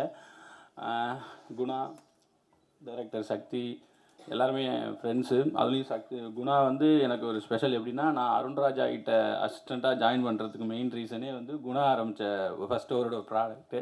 ஏன்னா அந்த படத்தில் தான் நான் ஃபஸ்ட்டு அருண்ராஜா கிட்ட அசிஸ்டண்ட்டாக வந்து ஜாயின் பண்ணேன். அப்புறம் அது நடக்கலை. பட் அந்த மீட்டிங் வந்து நான் அருண்ராஜா ஜாயின் பண்ணுறதுக்காக நடந்ததாக தான் நான் எடுத்துக்கிட்டேன். தேங்க்ஸ் குணா ஃபஸ்ட்டு அதுக்கு. எஸ் சக்திவேல் எனக்கு நெஞ்சுக்கு நீதி டைம்லேயே எனக்கு படம் பார்த்துட்டு சக்திவேல் வந்து எனக்கு ட்விட்டரில் அப்போவே எனக்கு மெசேஜ் அனுப்பி எனக்கு ரொம்ப வாழ்த்து சொன்னார். அதுக்கப்புறம் நிறைய இப்போது லப்பர் பந்தாக இருக்கட்டும், அப்போவுமே வந்து எனக்கு என்னென்ன ட்விட்டரில் இப்போ நான் பெருசாக அதை ஃபாலோ பண்ணாதப்போ அவர் வந்து எனக்கு என்னென்ன வாழ்த்து வருது, என்னென்ன இது வருதுங்கிறதெல்லாம் எனக்கு ஸ்க்ரீன்ஷாட்டு, அப்புறம் அதோடைய ஷேர்லாம் பண்ணி ரொம்ப என்னுடைய வெற்றியை, என்னுடைய சந்தோஷத்தை வந்து ரொம்ப அவரு எனக்கு ரொம்ப பக்கபலமாக இருந்தார். ஸோ அந்த மாதிரியான ஒரு நண்பர், அப்படின்னா ஒரு நல்ல மனுஷன். மிஸ்கின் சார் சொன்னார், இந்த படத்தில் நேர்மையும் உண்மை இருந்தால் அந்த படம் கண்டிப்பாக ஜெயிக்கும், நான் இன்னும் பார்க்கல அப்படின்னு சொன்னார். நான் பார்த்துட்டேன் படம், போன வாரம் தான் பார்த்தேன், கூப்பிட்டாங்க. அவர் சொன்னார் ரெண்டுமே தாண்டி சோலும் இருக்குது இந்த படத்தில். ஸோ கண்டிப்பாக இந்த படம் ஜெயிக்கும், கண்டிப்பாக உங்களுக்கும் பிடிக்கும். ஏன் அப்படி சொல்கிறேன்னா, அதுக்கு நானே நல்ல ரீசன். 2 மாதத்துக்கு முன்னாடி நானும் அப்படி ஒரு வெயிட் பண்ணிகிட்டு இருந்தப்போ இதே பத்திரிக்கை, இதே மக்கள் எனக்கு அந்த இதை கொடுத்தாங்க. நான் சொல்கிறேன், சக்திவேல், குணா, அப்புறம் எல்லா டீமும் உங்களுக்கு அந்த நம்பிக்கை, நான் முன்னாடி இங்கே நிற்கிறதுக்கு இவங்க தான் காரணம். கண்டிப்பாக அதை பண்ணுவாங்க. ஸோ இந்த படத்தையும் சப்போர்ட் பண்ணுங்கள். கண்டிப்பாக இந்த படம் உங்களுக்கு பிடிக்கும். இதில் ரொம்ப எப்படி சொல்கிறது, நல்ல படத்தை தாண்டி ரொம்ப என்டர்டெயினாக இருக்கும். நான் அதுதான் குணாகிட்ட சொல்லுவேன். குணா நல்ல படம் ஓகே, பார்த்துட்டு அவங்களுக்குள்ளே பேசிட்டு போயிடுவாங்க. என்டர்டெயின் படம் மட்டும்தான் அடுத்தவங்க கிட்ட சொல்லுவாங்க. ஸோ இந்த படத்தை நான் எல்லாத்துலேயும் சொல்கிறேன். ஏன்னா ரொம்ப எங்கேஜாக, ரொம்ப சுவாரஸ்யமான ஒரு படமாக இருந்தது. அதே மாதிரி சக்திவேல் ப்ரோ சொன்ன மாதிரி அம்மா கேரக்டர் எனக்கு ரொம்ப எல்லா கேரக்டரும் நல்லா பண்ணியிருந்தாங்க. எனக்கு அவங்க கேரக்டரோட ஸ்க்ரீன் ப்ரெசன்ஸாக இருக்கட்டும் எனக்கு ரொம்ப, இந்த படம் பார்க்கும்போது எனக்கு ஒரு, நான் குணா கிட்ட கேட்டேன், அந்த அம்மா ரொம்ப சூப்பராக பண்ணியிருக்காங்க குணா அப்படின்னு சொன்னேன். ஸோ மேம் வாழ்த்துக்கள். இது எல்லாருமே நிறைய பண்ணியிருக்காங்க, அவங்களுக்கு என் வாழ்த்துக்கள் தேவைப்படாது. உங்களுக்கு நான் ஃபஸ்ட் டைம் பார்க்க நான் சொல்கிறேன். ஸோ இந்த படம் அவ்வளோ உண்மையாகவும் நேர்மையாகவும் ரொம்ப அழகாகவும் இருக்கும். அதே மாதிரி ரொம்ப ஃப்ரெஷ்ஷாக இருந்துச்சு. டெக்னிக்கல் டீம், பாண்டியராஜ் கேமராமேன் அவராக இருக்கட்டும், ஷான் லோகேஷோடைய மிகப்பெரிய ஃபேன், முக்கியமாக அவருடைய ட்ரைலர் கட்டுக்கு. இப்போ இந்த ட்ரைலர் கட்டும் எனக்கு ரொம்ப பிடிச்சிருந்துச்சு. ஸோ ஷான் லோகேஷ் மொத்தம் எல்லா டீமுக்கும், டெக்னிக்கல் டீமுக்கும் ரொம்ப ரொம்ப நன்றி. கண்டிப்பாக இந்த படம் ஜெயிக்கும். அதுக்கு ஃபஸ்ட்டு நான் வாழ்த்து சொல்கிறேன். அதுக்கப்புறம் நீங்கள் அதை சப்போர்ட் பண்ணுங்கள். ரொம்ப நன்றி என்னை இன்வைட் பண்ணதுக்கு டீமுக்கு ரொம்ப ரொம்ப நன்றி. சரி, தெருக்கூத்து கலைஞர்கள் இங்கே வந்து விழா சிறப்பிச்சதுக்கு ரொம்ப நன்றி. அவர் வேறு அடி வாங்கினார், நான் பக்கத்தில் அங்கே உட்காந்து எனக்கே அவ்வளோ வலிச்சுது, என் மேலே பட்டுருமோன்னு பயத்துலேயே இருந்தேன். பட் நீங்கள் எப்படி தாங்குறீங்கன்னு தெரியல. ஸோ உங்களுக்கு ரொம்ப நன்றி, வந்ததுக்கு ரொம்ப நன்றி. எல்லாருக்குமே வணக்கம். ரொம்ப ஹாப்பியாக இருக்குது இந்த மேடையில் இப்படி நிற்கும்போது. நல்ல ஒரு கேரக்டர் எனக்கு கிடச்ச தந்துறதுக்கு டைரக்டர் சாருக்கும் ப்ரொடக்ஷன் டீமுக்கும் ரொம்ப தேங்க்யூ. படம் 27th ரிலீஸ் பண்ண போகிறேன். கண்டிப்பாக எல்லாருமே படம் பார்க்கணும். இது படத்தில் கொஞ்சம் நெகட்டிவ் ரோல் தான் நான் பண்ணிகிட்ருக்கு. ஆனால் நானும் ஒரு உண்மையான ஒரு டாக்டர் லவ் தான். எனக்கு எனக்கு நான் இன்னும் ரொம்ப பிடிக்கும். சொன்ன மாதிரி நான் வரும்போது ஃபஸ்ட் டைம் பண்ண ஆர்ட், ஃபஸ்ட் டைம் நான் பார்க்குறது ரொம்ப இன்ட்ரெஸ்டிங்காக இருந்துச்சு. நானும் ஒரு தியேட்டர் பர்சன் தான். ட்ராமா தான் பண்ணிகிட்டு இருந்தேன், இப்போதும் ட்ராமா பண்ணிகிட்ருக்கு. ஸோ மற்றபடி ஒன்றுமே இல்லை. எல்லாருமே படம் பார்த்துட்டு சப்போர்ட் பண்ணோம். Thank you so much. எல்லாருக்கும் வணக்கம். சக்தி நானும் சேர்ந்து பண்ணுற 2வது படம் இது. ஆக்சுவலாக சக்தி இந்த படத்தை வந்து அவரோட விஷயம் தான் இன்றைக்கி இந்த படம் அலங்காக வந்து நிற்கிது. ஏன்னா எவ்வளோ நாள் எத்தனை வருஷம் இந்த படம் ட்ராவல் ஆச்சுன்னு எனக்கு தெரியும். நான் கூட இருந்து பார்த்துருக்கேன். இது வேறு ஒரு பேரில் துவங்க இருந்தது. அப்போ தான் என்னை வந்து அப்ரோச் பண்ணார். அதுலேருந்து ட்ராவல் பண்ணி நான் கூட ஒரு டயத்தில் இந்த கதை நிறைய பேர்த்திட்ட போய் அது இதாகாமல் அது வேறு கதை பயணிகள் கவனிக்கணும்னு இன்னொரு படம் பண்ணோம். அப்போ கூட நான் ஒரு மனசில் நினச்சிருந்தேன், இந்த கதையை இனிமேல் அவர் பண்ண மாட்டார்னு நினச்சிட்டு இருந்தேன்.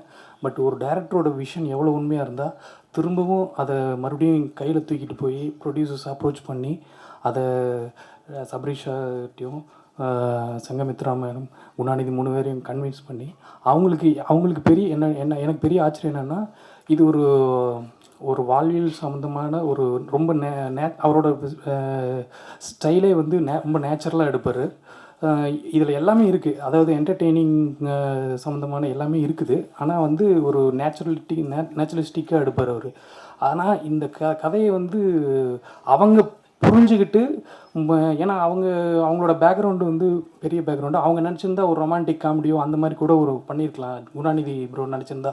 ஆனால் அவங்க இந்த மாதிரி ஒரு கதையில், ஏன்னா இது வந்து ஃபிசிக்கலாக ரொம்ப நிறைய உழைக்க வேண்டியிருந்தது. காட்டில் போய் நிறைய இடத்துல, ஏன்னா நான் ஃபைட்லாம் தினேஷ் காசி மாஸ்டர் வந்து ஃபேண்டாஸ்டிக் ஃபைட்ஸ் கொடுத்துருக்காரு. ஏன்னா நான் பார்த்ததுலேயே ரொம்ப அருமையான ஃபைட்ஸு. ஏன்னா அந்த குணாநிதி சாரும் சரி, கூட 2 பசங்க இருந்தானுங்க. அவங்க 2 பேரும் 3 பேரும் அது ரொம்ப ரியலிஸ்டிக்காக, அந்த ஃபைட்டே ரொம்ப ரியலிஸ்டிக்காக இருக்கும்.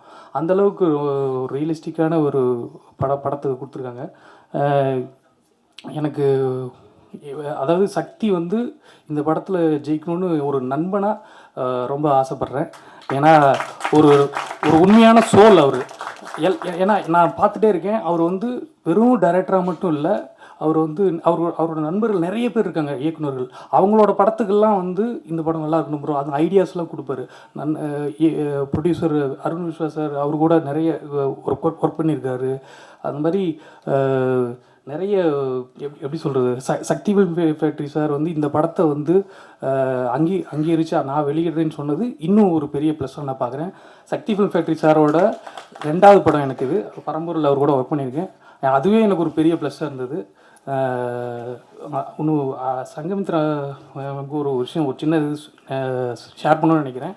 அதாவது நான் வந்து பேசிக்கலாக மெக்கானிக்கல் இன்ஜினியர். நான் புனேயில் ஒர்க் பண்ணிகிட்டு இருக்கும்போது ஃபாரின் போகிறதுக்காக IELTS இது பண்ணும்போது அதில் ஒரு ஆர்டிக்கிள் வந்து எழுத வேண்டியிருந்துச்சு. அப்போ வந்து பசுமை பற்றி அப்பாவை பற்றி எழுதியிருந்தேன் நான். அவங்களோட பொண்ணாக உங்கள் கூட இப்போ நான் இந்த மாதிரி ஒரு கனெக்ஷன் ஒரு படம் அசோசியேட் பண்ணி பண்ணுறேங்கிறது எனக்கு ஒரு சந்தோஷமாக இருக்குது. மற்றபடி ஒர்க் பண்ண order music Aziz bro like fantastic music, செம்ம மியூசிக். அதாவது காளியம்மான்னு ஒரு சாங்கு, அந்த பாட்டை வந்து நான் வந்து போராடினேன். அந்த பாட்டு நீங்கள் வச்சானு, ஏன்னா அவங்க நிறைய டியூன்ஸ் வச்சுருந்தாங்க. எனக்கு இந்த பாட்டு ரொம்ப பிடிச்சிருக்குன்னு அது நான் இன்னும் ஓன் பண்ணிக்கிட்டேன் அவங்க கூட. ஏன்னா எல்லாருமே ஃப்ரெண்ட்ஸு, அதனால் நான் வந்து சக்தி ப்ரோட்டெல்லாம் சண்டை போட்டு, குணா ப்ரோவில் சண்டை போட்டு அந்த பாட்டை வைக்கணும்னு நினச்சேன். அப்புறம் இன்னொரு முக்கியமான விஷயம், சபரீஷ் ப்ரோ அதாவது இந்த படத்துக்கு வந்து பேக் எண்ட்லேருந்து ஒரு பெரிய பில்லர் மாதிரி இருந்து இதை வந்து இந்த பட்ஜெட்டுக்குள்ளே வரணும்னு அவ்வளோ தூரம் போராடினார். இன்றைக்கி வரைக்கும் போராடிட்டு இருக்காரு. அவருக்கு ஒரு பெரிய ப்ரொடியூசராக வர்றதுக்கு என்னோடய வாழ்த்துக்கள். இந்த படத்தில் ஒர்க் பண்ண எல்லா தொழில்நுட்ப கலைஞருக்கும் என்னோடய வாழ்த்துக்கள். இந்த படம் நல்லாயிருக்கும். எங்களை ஒரு சின்ன படம், எங்களை சப்போர்ட் பண்ணுங்கள். வந்து ப்ரெஸ் மீடியா எல்லாத்துக்கும் நன்றி. அனைவருக்கும் வணக்கம். இந்த படத்தில் நடிக்கிறதுக்கு எனக்கு வாய்ப்பு கிடைக்கிறது காரணமாக இருந்த குணாநிதி அவர்களுக்கு நன்றி. குணா ரொம்ப சினிமா பயங்கரமாக நேசிப்பார். அதே மாதிரி வந்து கற்றுக்கிறதுக்கும் ரொம்ப ஆர்வமுள்ள ஒரு நல்ல நண்பர் எனக்கு. நாங்கள் வந்து சினிமா பேசுவோம், அரசியல் பேசுவோம், சமூகம் சார்ந்து பேசுவோம். எல்லாத்துலேயுமே வந்து மாற்று கருத்துக்கள் இருந்தால் கூட அதை ரொம்ப பண்போட அவர் வந்து ரிசீவ் பண்ணிப்பார். இன்னொருத்தர் கூட அவரோட கேரக்டரை பற்றி சொன்னாங்க, ஒரு சிறந்த பண்பாளன்ட்டு. அது ரொம்ப உண்மை. அதுக்கப்புறம் தயாரிப்பாளர் சபரீஷ், அவர் தோழர்னு வாஞ்சியாக கூப்பிடுறதே எனக்கு வந்து ரொம்ப சந்தோஷமாக இருக்கும். அப்புறம் சங்கமித்ரா, அவங்கள்ட்ட ஒரு பயங்கரமான ஒரு கெத்தான ஒரு பர்சனாலிட்டி இருக்கும். ஐ admire you so much. And இன்றைக்கி நீங்கள்லாம் வந்து கூத்து கலைஞர்கள்னு தெரிஞ்சது எனக்கு ரொம்ப சந்தோஷமாக இருந்தது. இந்த படத்தை வாழ்த்த வந்திருக்கும் தமிழரசனுக்கு நன்றி. இந்த படத்தில் செம்பன் வினோத் அவர்களுக்கு மனைவியாக நடிச்சிருக்கேன். தீக்ஷான்னு ஒரு சின்ன குழந்தை எனக்கு மகளாக நடிச்சிருக்காங்க. அவங்களும் ரொம்ப ஒரு சிறந்த பெர்ஃபார்மன்ஸ் பண்ணியிருக்காங்க. இசை அஜீஷ், நான் அந்த எல்லா பாடல்களும் திரும்ப கேட்டிருக்கேன். காளியம்மா சாங்கும் புலியாறு சாங்கும் எனக்கு வந்து ரொம்ப ஃபேவரட். அண்ட் பிஜிஎம் ஆல்சோ அந்த படத்தை வந்து அவ்வளோ அழகாக எலிவேட் பண்ணியிருக்கு. ஸோ ரொம்ப நல்ல டெக்னீஷியன்ஸ் இந்த ஃபிலிமில் இருக்காங்க. பாண்டிக்குமார் சாரோட சினிமாட்டோகிராஃபி வந்து வேறு லெவலில் இருந்துச்சு. லொக்கேஷன்ஸ் முக்கியமாக, ஏன்னா தமிழ்நாடு கேரளா பார்டர்னும் போது ரொம்ப அற்புதமான லொக்கேஷன்ஸை வந்து கண்டுபிடிச்சி உழைச்சிருக்காங்க. இந்த படத்துக்கு ரொம்ப உழைச்சிருக்காங்க. And Sharath also is a wonderful artist. இந்த படத்தில் ரொம்ப முக்கியமான கேரக்டர்ஸ் பண்ணியிருக்கவங்க அஜய் அண்ட் இதயா. நிறைய அடி வாங்கியிருக்காங்க, அவ்வளோ அடி வாங்கியிருக்காங்க. பாவம், ரொம்ப உழைச்சிருக்காங்க. ஒரு நல்ல கதை வந்திருக்கு. And Srirekha ma'am, what a performance. So இந்த படம் வந்து பெர்ஃபார்மன்ஸ் ஓரியன்டாகவும் சரி, டெக்னிக்கலாகவும் சரி, ஒரு ஹார்ட் வார்மிங் டெய்லாகவும் சரி, இது வந்து ரொம்ப நல்ல படமாக இருக்கும். அதுக்கப்புறம் ரொம்ப முக்கியமான கதாபாத்திரத்தில் காளி, ஐயோ, அதனுடைய சார் மிஷ்கின் சார் சொன்ன மாதிரி அந்த கண்ணு, அதனுடைய எக்ஸ்பிரஷன்ஸ் எப்படி கொண்டு வந்தாங்கன்னு தெரியல. Hats off to you also sir. And finally my dear director Sakthivel sir. இப்படி ஒரு இயக்குனர் இருக்க முடியுமான்னு நான் வந்து ஸ்பாட்டில் பார்த்துருக்கேன். He'll be very silent. அவர் பேச மாட்டார், அவர் படம் தான் பேசும். கண்டிப்பாக இந்த படத்தை பற்றி நீங்கள் எல்லாம் பேசுவீங்கன்னு நான் நம்புகிறேன். இங்கே வந்து சப்போர்ட் பண்ணதுக்கு நன்றி. இந்த படத்தை பார்த்து நீங்கள் வந்து இதை கொண்டு போய் சேர்க்கறதுக்கு உங்களுடைய சப்போர்ட் ரொம்ப தேவை. வந்திருக்கக்கூடிய ப்ரெஸ் அண்ட் மீடியா எல்லாருக்கும் ரொம்ப நன்றி. வாய்ப்பு கொடுத்ததுக்கும் நன்றி. சக்திவேலன் சார் டிஸ்ட்ரிபியூஷன், பேச்சுலருக்கும் அவங்க தான் டிஸ்ட்ரிபியூஷன், இந்த படமும் அவங்க தான் டிஸ்ட்ரிபியூஷன் என்னும்போது I was very happy. Because எல்லாரும் சொல்கிற மாதிரி சார் என்டார்ஸ் பண்ணுற படம் அப்படின்னா அதுவும் வந்து ஒரு ஸ்டாண்டர்டாக இருக்கும். So thank you sir. எல்லாருக்கும் வணக்கம். நான் இங்கேருந்து யோசிச்சுட்டு இருந்தேன், என்ன தமிழில் நான் என்ன பேசுவேன்னு நினச்சிட்டு இருந்தேன். நான் தமிழ் எனக்கு அவ்வளோ வராதுங்க. நான் கேரளாவில் தான், கேரளாவில் இருந்து வரோம். இங்கே வந்து இங்கே ஒவ்வொருத்தரும் பேசினதெல்லாம் பார்த்து அதிலிருந்து ஒரு சில வேர்ட்ஸ் எல்லாம் எடுத்திருக்கேன். இந்த மாதிரி சொன்னால் கரெக்டு, பொதுவாக இங்கிலீஷில் பேச வேணாம், தமிழ்லே பேசலாம் முடிவு பண்ணிட்டேன். Thank you so much. அதுக்கு காரணமாக ரொம்ப நல்லா பேச நீங்கள் கொடுத்தீங்க. அதை நான் அப்படியே கேப்சர் பண்ணிட்டேன். அதை எடுத்து நான் இங்கே திருப்பி பேச போகிறேன். ஒரு மூவி, ஒரு சினிமானா அது ஒரு க்ரூவோட ஒரு முயற்சி. அந்த க்ரூவோட ஒரு கான்ஃபிடென்ஸ் லெவல் அந்த மூவி பண்ணும்போது அதில் எவ்வளவு அவங்க திறமைப்படுறாங்க, அவங்க எவ்வளவு அந்த சிரமம் அதை மூவிக்காக கொடுக்குறாங்க, அதே பேஸ் பண்ணி தான் இருப்பாங்கன்னு நான் நினைக்கிறேன். எனக்கு ஒரு மூவி க்ரூவை நான் அங்கே பார்த்ததே கிடையாதுங்க. நான் ஒரு ஃபேமிலியாகத்தான் பார்த்தேன். ஒரு ஃபுல் ஃபேமிலி அங்கே இருந்தாங்க. அதோட ப்ரொடக்ஷன் டீமாக இருக்கட்டும், ஆக்டர்ஸாக இருக்கட்டும், அதுக்கு பின்னணியில் அதை பேக் சைடில் எவ்வளவு முயற்சி கொடுத்த ஒவ்வொருத்தரும் ஒரு ஃபேமிலிக்காக என்ன உழைப்பு கொடுப்பாங்களோ அவ்வளவுதான் கொடுத்துருக்காங்க. நான் என்ன ஒரு டிஃப்ரெண்டான ஒரு ஆர்டிஸ்டாக அங்கே பார்த்தது கிடையாது. ஏன்னா என்னையும் அவங்க கூட்டத்திலே சேர்த்துட்டாங்க. நான் சொல்கிறது கரெக்டா? உங்களுக்கு புரியுது இல்லை? தேங்க்யூ. அப்புறம் நாங்கள் இங்கே இருக்கிறோம், நீங்கள் அங்கே இருக்கிறோம். ஆனால் அப்போவும் நான் ஒரு ஃபேமிலியாகத்தான் சினிமா, ஒரு ஃபுல் ஃபேமிலியை நான் இங்கே பார்த்துக்கிட்டு தான் இருக்கோம். நாங்கள் யாருக்காக ஒர்க் பண்ணுறோம், அந்த ஒர்க்கை மக்களுக்காக, அந்த ஒர்க்கை வந்து தேங்க்யூ, அந்த ஒர்க்கை வந்து மக்களுக்காக நீங்கள் தான் அந்த ஒர்க்கை பற்றி எல்லார்கிட்டையும் சொல்ல போகிறீங்க. நாங்கள் என்ன சிரமம் அதுக்காக கொடுத்துருக்கோம் அதெல்லாமே நீங்கள் வழியாக தான் வெளியில் வர போகிறீங்க. அதுவும் ரொம்ப எனக்கு அது ரொம்ப பெருமையாக இருக்குது. அதுக்கு பார்க்கும்போது ஒவ்வொருத்தரும் உங்களையும் பற்றி சொல்கிறாங்க. ரொம்ப ஹாப்பியாக இருக்கேன், ரொம்ப சந்தோஷமாக இருக்கேன். அப்புறம் தன் குருக்களை, ஏன்னா குருவாக இருக்கிறவங்களுக்கு ஆதரவு கொடுத்துட்டு தான் இந்த விழாவை, இந்த ப்ரோக்ராமே இங்கே நடத்திட்டோம். அதுவே ஒரு குருவுக்கு கொடுக்குற ஆதரவே ஒரு பிளெஸ்ஸிங் மாதிரி தாங்க. அப்போவே மனசு ரொம்ப நிறைஞ்சு போச்சு. ஏன்னா அவ்வளவு ஆர்டிஸ்டுகள் இருக்காங்கல்ல, வாழ்வு பூரா அவங்க கலைக்காக பொழிச்சுக்கிட்டு எத்தனை நாள் கழிஞ்சாலும் அவங்களுக்கு அவங்க நினைக்கிற மாதிரி ஒரு சில வேலைகளை எத்த முடியாமல் போயிருக்கலாம். ஆனாலும் அவங்களுக்கு கிடைக்கிற பெரிய மதிப்பெண்ணா அந்த கைத்தட்டு தான், அந்த பாராட்டு தான். அவங்களுக்கு எவ்வளோ அடி வாங்கும்போது நான் ஐயோன்னு நான் கற்றுக்கிட்டேன் அங்கே இருந்தேன். ஐயோ, அப்போது என் பக்கத்தில் இருந்த அவருக்கு சொல்லிட்டாங்க, இல்லைம்மா வலிக்காது அவங்களுக்கு. அப்படிதான் நிஜமா சார், உங்களுக்கு வலிச்சிருக்கு சார். ஆனால் அந்த வலியை தாங்கிக்கிட்டு அவங்க இங்கே நின்று நம்ம எல்லாருக்காக அவங்க அப்படியே அவங்க ப்ரோக்ராமே அவங்க கண்டினியூ பண்ணிட்டாங்க. ஐயோ, அப்புறம் என்ன இந்த கூட்டத்தில் சேர்த்ததுக்கு ரொம்ப சந்தோஷம். என்கிட்ட யாரும் அவ்வளோ பேசுனது கிடையாது. ஏன் என்கிட்ட லொக்கேஷனில் யாரும் பேசாமல் இருந்தீங்க? நான் மலையாளியான தமிழில் வராது, அதனால தான். இல்லை, என் மூஞ்சி அப்படியே இருக்குமா? அது கேரக்டராக தான் இருந்தோம். உண்மையிலே நான் அவ்வளோ ஸ்ட்ராங் கிடையாது. அதில் ஒரே முழிப்பாக இருக்கும், கண்ணெல்லாம் அப்படியே முழிச்சுக்கிட்டு இருக்கும். ஒருவேளை என்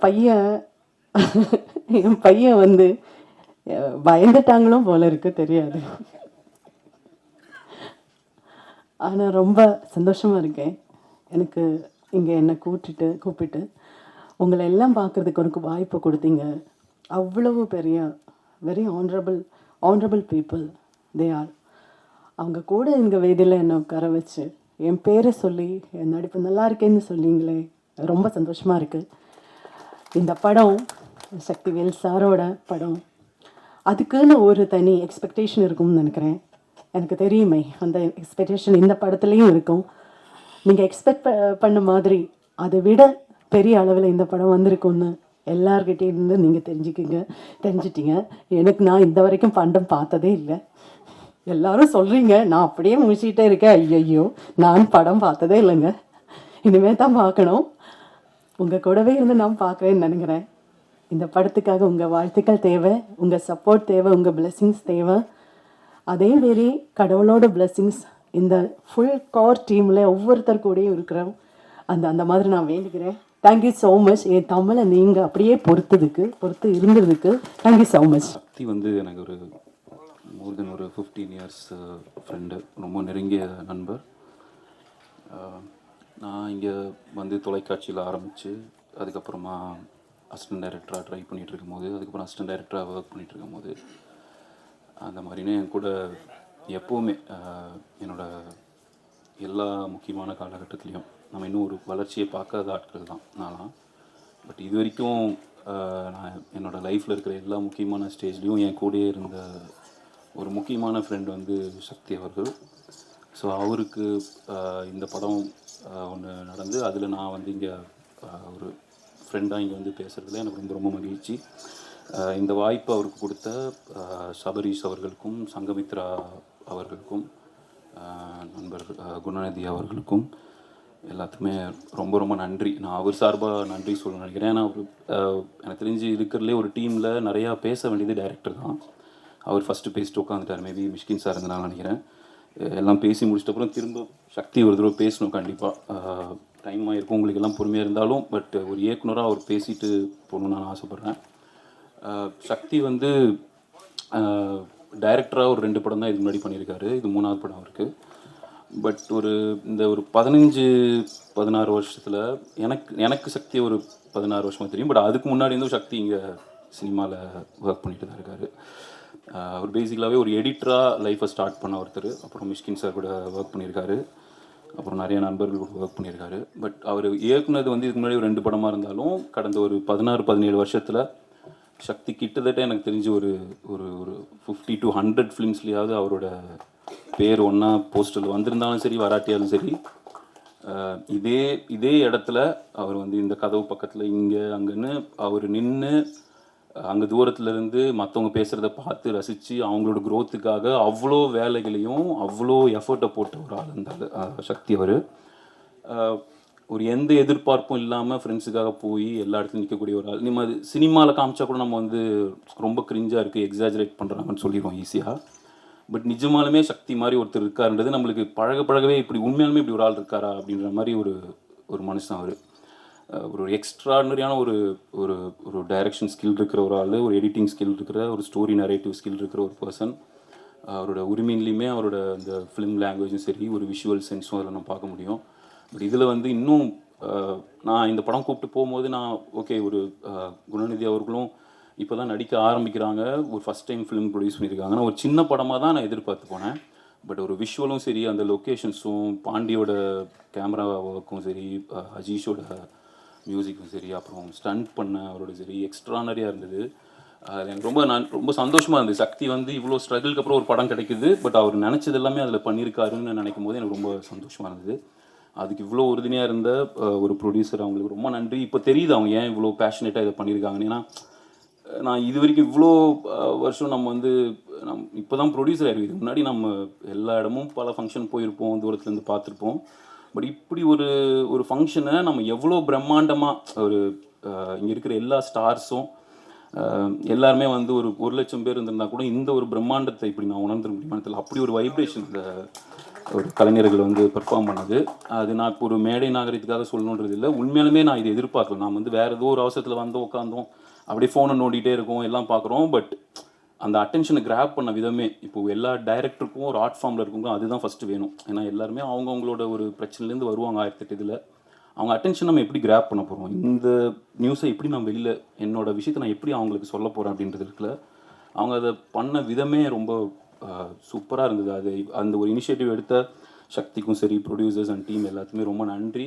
அவங்களுக்குமே என்னோடய வாழ்த்துக்கள் எல்லாமே சொல்லிட்டாங்க, பட் அவங்களுக்கும் என்னோடய வாழ்த்துக்களை தெரிவிச்சுக்கிறேன். ரொம்ப சூப்பராக இருந்தது அதோட இது. அவங்க வெறும் பர்ஃபார்ம் மட்டும் பண்ணி போயிடுவாங்கன்னு நினச்சா அதுக்கப்புறம் கேஸ்ட் அண்ட் குரூவும் அவங்களும் இன்ட்ரடியூஸ் பண்ணாங்கன்றது வந்து பிரில்லியன்ட் ஐடியா. அது வந்து சக்தி வந்து ஒரு டைரக்டர் மட்டும் கிடையாது, அவர் வந்து ஒரு கிட்டத்தட்ட எனக்கு தெரிஞ்ச ஒரு 70-80 படத்துக்கு வந்து ஒரு ப்ரொமோஷனில், ஒரு டிஸ்ட்ரிபியூஷன் சைடில், அப்புறம் பிஸ்னஸ் சைட்லன்னு நிறைய ஒர்க் பண்ணியிருக்காரு. அவரோட எக்ஸ்பீரியன்ஸ் வந்து ரொம்ப அதிகம்.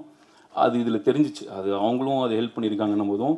அண்ட் அவங்க இப்படி ஒரு பேக்ரவுண்டில் இப்படி ஒரு எக்ஸ்பீரியன்ஸில் வந்து ஒரு ப்ரொடியூசர் வந்திருக்காங்கிறது நான் ஃபஸ்ட் டைம் நான் இப்படி கேட்குறேன். அவங்க ஃபேமிலி பேக்ரவுண்ட் தெரியுது, மற்றதை பற்றி பேசுகிறோம், பட் இதை பற்றி நிறைய பேர் சொல்லணும்னு நினைக்கிறேன். ஏன்னா இந்த மாதிரி ரொம்ப ரேர் இப்படி ஒரு பேஷனேட்டாக ஒரு ப்ரொடியூசர் வந்து இங்கே இப்படி ஒன்று பண்ணுறதுன்றது ரொம்ப சில பேர் தான் அந்த மாதிரி இருக்காங்க. மற்றவங்களும் இருக்காங்க, நல்லா பண்ணுறாங்க. பட் இப்படி அதை தெரிஞ்சுக்கிட்டு இந்த மாதிரி ஒரு ஆர்ட் ஃபார்மில் இருந்து ஒருத்தங்க அதை கற்றுக்கிட்டு வர்றதுன்றது ரொம்ப ரேராக இருக்குது. அவங்களுக்கும் என்னோடய வாழ்த்துக்கள். சக்திக்காக இந்த படம் ரொம்ப நல்லா ஓடணும். இதை நம்பி அவரை நம்பி இந்த படத்தை தயாரித்த இந்த ப்ரொடியூசர்ஸ்க்காகவும் இது என்டையர் டீமுக்காகவும் இந்த படம் நல்லா ஓடணும்னு நான் எல்லாத்தையும் கேட்டுக்கிறேன். உங்களோட சப்போர்ட் கண்டிப்பாக நல்ல படத்துக்கு எப்பவுமே கொடுக்குறது தான். நல்ல படத்தை நல்ல படம் தான் சொல்ல போகிறோம், நல்லா இல்லாத படத்தை நல்லா இல்லைன்னு சொல்ல தான் போகிறாங்க. அது யார் கண்ட்ரோல்லையுமே கிடையாது. கண்டிப்பாக இந்த படம் வந்து உங்களை வந்து ஒரு ஒரு கண்டிப்பாக உங்களை வியக்க வைக்கும், பிடிக்கும்னு நம்புகிறேன். அந்த காளி வெங்கடனோட பெர்ஃபார்மன்ஸ் வந்து நிறைய படங்களில் அவர் தொடர்ந்து சூப்பராக பண்ணிட்டு வர்றாரு. நம்ம ரொம்ப சில இடத்துலலாம் அவருக்கான அந்த மரியாதை கிடைக்குது எல்லா இடத்துலையுமே. நான் ஸ்டேஜில் சொல்ல அவருக்கான இன்னும் ரீச் வந்து இன்னும் பெருசாக இருக்கணும்னு ஆசைப்பட்றேன். அவர் மாதிரி ஒரு எக்ஸ்ட்ரானரி நம்மக்கிட்ட இருக்கிற ஒன் ஆஃப் தி பெஸ்ட் ஆக்டர்ஸாக காளி வெங்கட் அவர்கள் நான் பார்க்குறேன். அவரோட பெர்ஃபார்மன்ஸ் இதில் ரொம்ப நல்லா இருந்தது. மற்றவங்களும் ரொம்ப நடிச்சிருந்தாங்க. அப்புறம் மேம் அவங்களும் ஸ்ரீரேகா அவங்களுமே ரொம்ப, நான் அவங்கள கேட்டேன் யார் இவங்க, பயங்கர எக்ஸ்ப்ரெசிவாக இருக்காங்க, சூப்பராக பண்ணியிருந்தாங்க அப்படின்னு சொல்லிட்டு. அவங்களுக்கும் என்னோடய வாழ்த்துக்கள். என்டையர் டீமுக்கும் என்னோடய வாழ்த்துக்கள். சக்திக்கு மெயினாக இந்த படம் மூலிமா நீங்கள் இதுக்கப்புறம் மற்ற வேலைகள்லாம் விட நீங்கள் டைரக்டராக பிஸியாக இருக்கணும் இந்த படத்துக்கு அப்புறமா அப்படின்னு நான் கண்டிப்பாக விஷ் பண்ணுறேன். கண்டிப்பாக நடக்கும்னு நினைக்கிறேன். இந்த அழைச்சதுக்கும் இங்கேருந்து இவ்வளோ நேரம் இந்த ஃபங்க்ஷனை பார்க்குறதுக்கும் எல்லாத்துக்கும் நன்றி. ப்ரொடியூசர்ஸ்க்கும் once again thank you so much. அனைவருக்கும் வணக்கம். இந்த படத்தில் வந்து பார்த்திங்கன்னா ஆர்ட் டிபார்ட்மெண்ட் வேலை செஞ்சுருக்காங்களான்னு ஒரு சின்ன டவுட்டு இருக்கிற மாதிரி தான் ஒர்க் பண்ணியிருப்போம். அதனால தான் நிறைய பேர் சொல்ல மறந்துட்டாங்கன்னு நினைக்கிறேன், ஆர்ட் டிபார்ட்மெண்ட் வேலை செஞ்சுருக்காங்க. ஏன்னா அந்தளவுக்கு வந்து ரியாலிட்டிக்கு ஒத்து போகிற மாதிரியே எல்லா சீன்ஸும் பண்ணணுங்கிறது டைரக்டரோட மிகப்பெரிய கட்டளை. அந்த கட்டளையை வந்து கரெக்டாக நிறைவேற்றிருக்கோமான்றது கண்டிப்பாக நீங்கள்லாம் பார்த்தா சொல்லுவீங்க. ஒரு ஆர்ட் டிபார்ட்மெண்ட்டுக்கு உண்டான பொறுப்பு ஒரு கேமராமேன் சாரோட கையில் இருக்குங்கிறது நான் உணர்ந்த ஒரு தருணம் அதெல்லாம். ஏன்னா ஒரு கலர் ஸ்கீம் கொண்டு எல்லாமே வந்து பிஃபோர் ஷூட்டிங்க்கு முன்னாடி டிஸ்கஸ் பண்ணுறன்ற விஷயம் தாண்டி அதுக்கு ஒரு ரெக்கார்டாக ஒரு விஷயத்த பண்ணி அதை ஃபாலோ பண்ணுறங்கிறது வந்து ஒரு பெரிய விஷயம். அந்த மாதிரியான ஒரு விஷயத்துக்கு வந்து ப்ரொடியூசர் சைட்லேருந்து மிகப்பெரிய சப்போர்ட் எனக்கு இருந்தது. ஏன்னா எங்களுக்கு முன்னாடியே வந்து அவர் லொக்கேஷனில் போய் பார்த்துட்டு எங்களுக்கு தேவையான உதவிகள் நாங்கள் போய் செய்ய வேண்டிய வேலைலாம் வந்து அவரே காலையில் சீக்கிரமாக போய் நின்று வேலை செய்வார். அதே மாதிரி ஒவ்வொரு விஷயம் வந்து தேடி தேடி நாங்கள் என்ன பண்ணணும், எப்படி பண்ணணும், அது எங்கே போனால் ஒரு நல்ல விஷயமா இருக்கும் அப்படிங்கிறதுக்கெல்லாம் வந்து மிகப்பெரிய சப்போர்ட்டிவாக இருந்தாங்க. அதே மாதிரி டைரக்டர் சார் வந்து ஒவ்வொரு விஷயமும் ரியலிஸ்டிக்னா அப்படி ஒரு எனக்கு அதில் பிடிச்சிருந்த ஒரு விஷயம் என்னென்னா, ஒரு ஊற்றுல வந்து தண்ணி வேணும், அது காஞ்சி ஆறு அது ஆக்சுவலாக அதில் வந்து ஊற்றெல்லாம் தண்ணி எல்லாம் வரதுக்கான வாய்ப்பே இல்லை. நீங்கள் அதை பார்த்தா தெரியும், அது வந்து ஒரிஜினல் ஊற்றுன்னு நினைப்பீங்க. ஸோ அது எப்படி பண்ணணுங்கிற விஷயத்தை முதற்கொண்டு எங்களுக்கு உறுதுணையாக இருந்து ஒவ்வொரு சீன்லையும் அந்த காட்டுக்குள்ளே சார் நடந்து வர்றது வந்து பெரிய விஷயம், சாதாரண விஷயங்கள். லொக்கேஷன் பார்க்கும்போதே எனக்கெல்லாம் கொஞ்சம் நெருடலாக இருந்தது. இது நம்ம டெக்னீஷியன்ஸ் எல்லாம் இந்த மாதிரி நமக்கு சப்போர்ட் பண்ணுவாங்களா அப்படிங்கிற ஒரு பயத்தோடய நான் ட்ராவல் பண்ணேன். ஆனால் அவரை பார்த்ததுக்கப்புறம் சாரோட இது இருக்கும்போது நமக்கு ஒன்றும் கவலை இல்லை, நம்ம போயிடலான்னு சொல்லிட்டு நான் நினச்சேன். எனக்கு முன்னாடியே போய் ஏறி நின்று சீக்கிரம் வாங்கன்னு வர அந்த மலை உச்சியிலலாம் போகிறதெல்லாம் வந்து சாதாரணமான விஷயம் கிடையாது. அதுவும் அந்த கேரளாவில் வந்து ஃபுல் டே ரெயின். இதை நம்ம செயற்கையாக வர ரெயினாக இருந்தால் அப்பப்போ நிறுத்தலாம், நமக்கு தேவையான போது ரெயின் வர வைக்கலாம். ஆனால் ஃபுல் டே ரெயினில் வந்து ஷூட்டிங் பண்ணாங்க. அதெல்லாம் வந்து சாதாரணமான விஷயம் கிடையாது. அந்த ஒரு லைட்டிங்குள்ளே பண்ணணும் அப்படிங்கிற ஒரு விஷயத்த வந்து கேமராமேன் சார் எடுத்துக்கிட்ட அந்த எஃபோர்ட்டெல்லாம் வந்து மிகப்பெரிய விஷயம். ஸோ அதனுடைய வெளிப்பாடு இந்த படத்தினுடைய வெற்றி கண்டிப்பாக இருக்குன்னு நம்புகிறேன். நீங்களும் அதுக்கு உறுதுணையாக இருப்பீங்க நம்பி அனைவருக்கும் வணக்கம் கூறி விடைபெறுகிறேன். நன்றி. மேடையில் வந்து நிறைய பேர் இருக்காங்க, எல்லாருக்கும் வணக்கம். அண்ட் எங்களுக்கு வந்து கெஸ்ட்டாக வந்து எங்களோட படத்தை வந்து இப்படி இன்ஃபேக்ட் படத்தை பார்த்துருக்கீங்க, 2 பேரும் பார்த்து எங்களுக்கு இங்கே வந்து நீங்கள் பெரிய பூஸ்டாக எங்களுக்கு வந்து இங்கே வந்திருக்கீங்க. Thank you so much. படத்தை பற்றி சொல்கிறதுக்கு முன்னாடி இங்கே கூத்து கலைஞர்கள் இவங்க பெர்ஃபார்ம் பண்ணும்போது எனக்கு ஒரே விஷயம் தான் தோணுச்சு. என்னென்னா வந்து சாஃப்ட்வேரை நாங்கள் பண்ணுற மியூசிக்கே இல்லைங்க, இவங்க வந்து இங்கே அது பெர்ஃபார்ம் பண்ணுறாங்க. அந்த வைப்ரேஷன் இருக்குல்ல, அது வந்து ஏதோ ஒன்று பண்ணுச்சு எனக்கு. ரொம்ப ரொம்ப சந்தோஷம் அவங்கள இங்கே கொண்டு வந்து இங்கே இந்த மாதிரி ஒரு இது பண்ணது. அண்ட் எனக்கு வந்து இந்த படம் அலங்குங்கிற படம் வந்து ரொம்ப வருஷத்துக்கு அப்புறம் தியேட்டர் ரிலீஸ் இந்த படம். ஏன்னா வந்து வெப் சீரிஸாக பண்ணியிருக்கேன், அப்புறம் வந்து ஓடிடி ஃபிலிம்ஸாக பண்ணியிருக்கேன். விலங்குன்னு ஒரு வெப் சீரிஸ் பண்ணேன். ஸோ அது பார்த்து தான் வந்து சக்தி பிரதர் வந்து நமக்கு என்கிட்ட வந்தார். அதில் வந்து இன்ஃபேக்ட் இந்த மாதிரி கலைஞர்கள் நிறைய பேர் வந்து ரெக்கார்ட் பண்ணுறதுக்கான வாய்ப்பு எனக்கு கிடச்சிது. அதே மாதிரி அலங்கு படத்துலையும் வந்து நிறைய பண்ணியிருக்கோம். ஏன்னா வந்து ஃபாரஸ்ட்டு, அப்புறம் வந்து ஏன்னா பார்டர் தமிழ்நாடு கேரளா பார்டர்னு வரும்போது ரொம்ப மெனக்கெட்டு நானும் டைரக்டரும் நிறைய டிஸ்கஸ் பண்ணோம். பேக்ரவுண்ட் ஸ்கோர்னு வரும்போது நிறைய டிஸ்கஸ் பண்ணோம். இங்கே இருக்கும்போது சவுண்ட்ஸ் ஒரு மாதிரி இருக்கணும், கேரளாவுக்கு போனதுக்கப்புறம் சவுண்ட்ஸ் வேறு மாதிரி ஆகணும், அப்புறம் ஒரு கேரக்டருக்கு ஒரு தீம் வச்சுருக்கோம். நிறைய லைவ் போகணுங்கிறது என்னோட ஒரு விருப்பமாக இருந்துச்சு. இந்த படத்துக்கு மட்டும் இல்லை, எந்த படத்துக்காக இருந்தாலும் லைவ் இன்ஸ்ட்ருமெண்ட்ஸ் இருக்கணுங்கிறது தான் என்னோட ஒரு விருப்பம். ரொம்ப வந்து கீபோர்ட்லேயே வந்து எல்லாத்தையும் பண்ணி ரொம்ப போர் அடிக்குதுங்கிற அந்த ஒரு ஃபீலிங் எனக்கே வருது. ஸோ அப்படி இருக்கும்போது கொஞ்சம் நாம் கொஞ்சம் சவுண்ட்ஸாக கொஞ்சம் வித்தியாசமாக கொடுக்கணுங்கிறது என்னோட ஆசை. எல்லா படத்துலையும் நான் அது பண்ணுவேன், பட் இந்த படத்தில் இன்னும் அதிகமாகவே பண்ணியிருக்கேன். ஏன்னா வந்து படம் ஸ்கிரிப்ட் அதுக்காக டிமாண்ட் பண்ணதுனால சாங்ஸாகவும் சரி, பேக்ரவுண்ட் ஸ்கோராகவும் சரி நிறைய மெனக்கட்டு பண்ணியிருக்கோம். அண்ட் ஆக்டர்ஸ் ஆகட்டும், டெக்னீஷியன்ஸ் ஆகட்டும், எல்லா டிபார்ட்மெண்ட்டும் வந்து ரொம்ப ரொம்ப ரொம்ப மனசுலேருந்து, பாட்டம் ஆஃப் த ஹார்ட்லேருந்து நாங்கள் வந்து இந்த படத்துக்கு ஒர்க் பண்ணியிருக்கோம். ஸோ அது உங்களுக்கு படம் பார்க்கும்போது உங்களுக்கு தெரியும், ட்ரெய்லரில் தெரிஞ்சிருக்கும்னு நினைக்கிறேன். படம் பார்க்கும்போது நிச்சயமாக தெரியும். நாங்கள் ஒரு சின்ன டீம், ஆனால் வந்து எங்களோட ஃபுல்லஸ்ட் பொட்டென்ஷியல் போட்டு நாங்கள் அதுக்கு ஒர்க் பண்ணியிருக்கோம். ஸோ எல்லோரும் சப்போர்ட் பண்ணுங்கள். ஏன்னா நீங்கள் சப்போர்ட் பண்ணிங்கன்னா தான் வந்து மக்களும் வந்து எல்லாருக்கும் வந்து இது போய் சேரும் அப்படிங்கிறது என்னோட இது. So thank you so much for the opportunity. நான் சொல்கிறது அலங்கு சக்திவேல் சார்ன்றதோட அவர் கூட நம்ம என்னங்கய்யா அவர் கூட எப்போ பேசணும் இருங்கய்யா ஐயா ஸ்பாட்டில் எப்படி வேணால் கத்தி அங்கே வேலை பார்த்துடலாங்கய்யா. மீடியாவுக்கு முன்னாடி பேசுகிறது கொஞ்சம் எப்போவுமே பதட்டமாக தான் இருக்குது சார். 80 படம் பண்ணாலுமே இன்றைக்கும் பேசும்போது பதட்டமாக தான் இருக்குது. சக்திவேல் சார் வந்து எப்படின்னா ஒரு சிலர் கூட எவ்வளோ பேரை நம்ம படத்தில் ஒர்க் பண்ணுறோம், எவ்வளோ பேர் கூட நம்ம ட்ராவல் பண்ணுறோம், பார்க்குறோம், கொள்கிறோம். ஆனால் அவர் கூட வந்து எப்படின்னா ஒரு குடும்ப உறுப்பினர், என் அண்ணனோ தம்பி, என் குடும்பத்தில் ஒருத்தராக தான் அவர் கூட இன்றைய வரைக்கும் பழகுறோம். அப்போ ஏற்பட்ட நல்ல மனசுக்கு சொந்தக்காரர். அவர் நல்லா இருக்கணும்னு நினைக்கிறதோட கூட இருக்கிற இந்த படத்தில் வேலை செஞ்ச ஒருத்தரும் நல்லா வரணும்னு நினைக்கிறதுல அவரை எப்படி சொல்கிறது, அவரை மிஞ்சிக்கிற ஆள் இல்லை.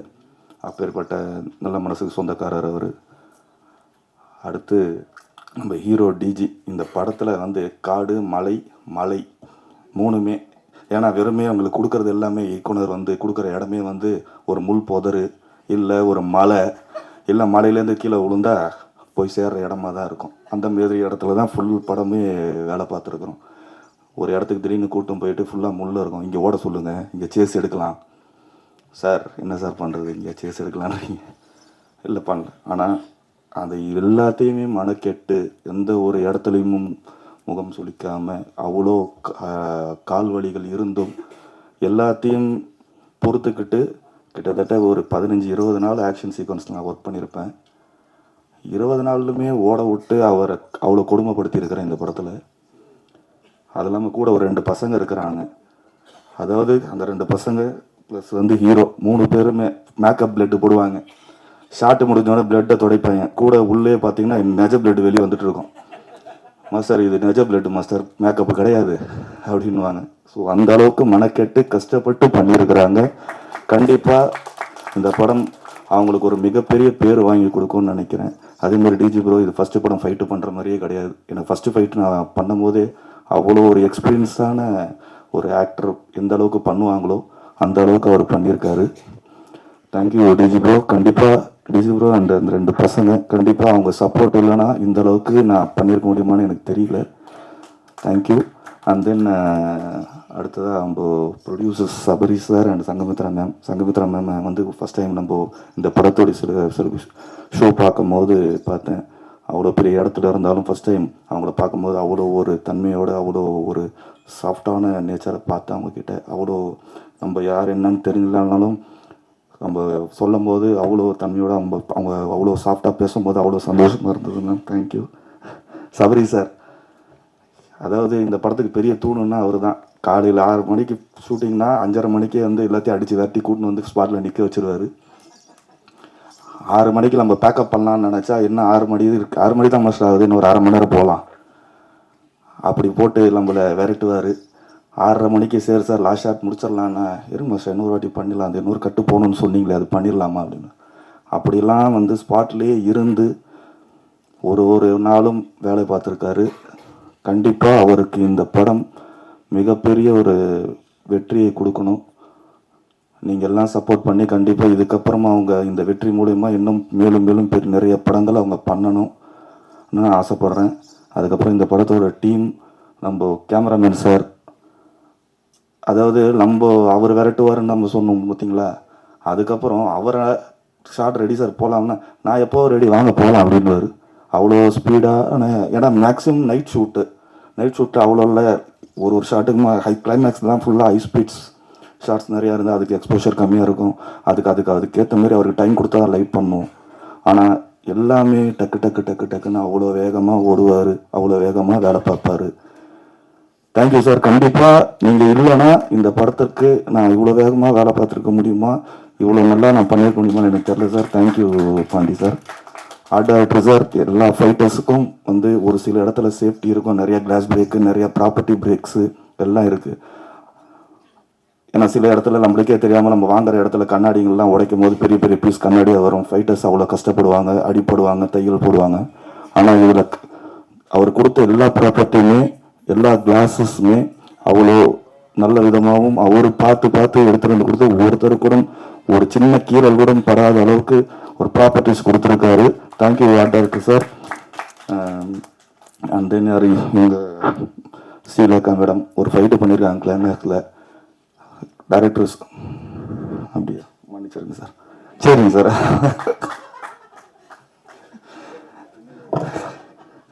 சரிங்க சார். நம்ம சக்திவேல் சார் அவர் எந்த படம் பண்ணாலுமே அது வெற்றி தான்.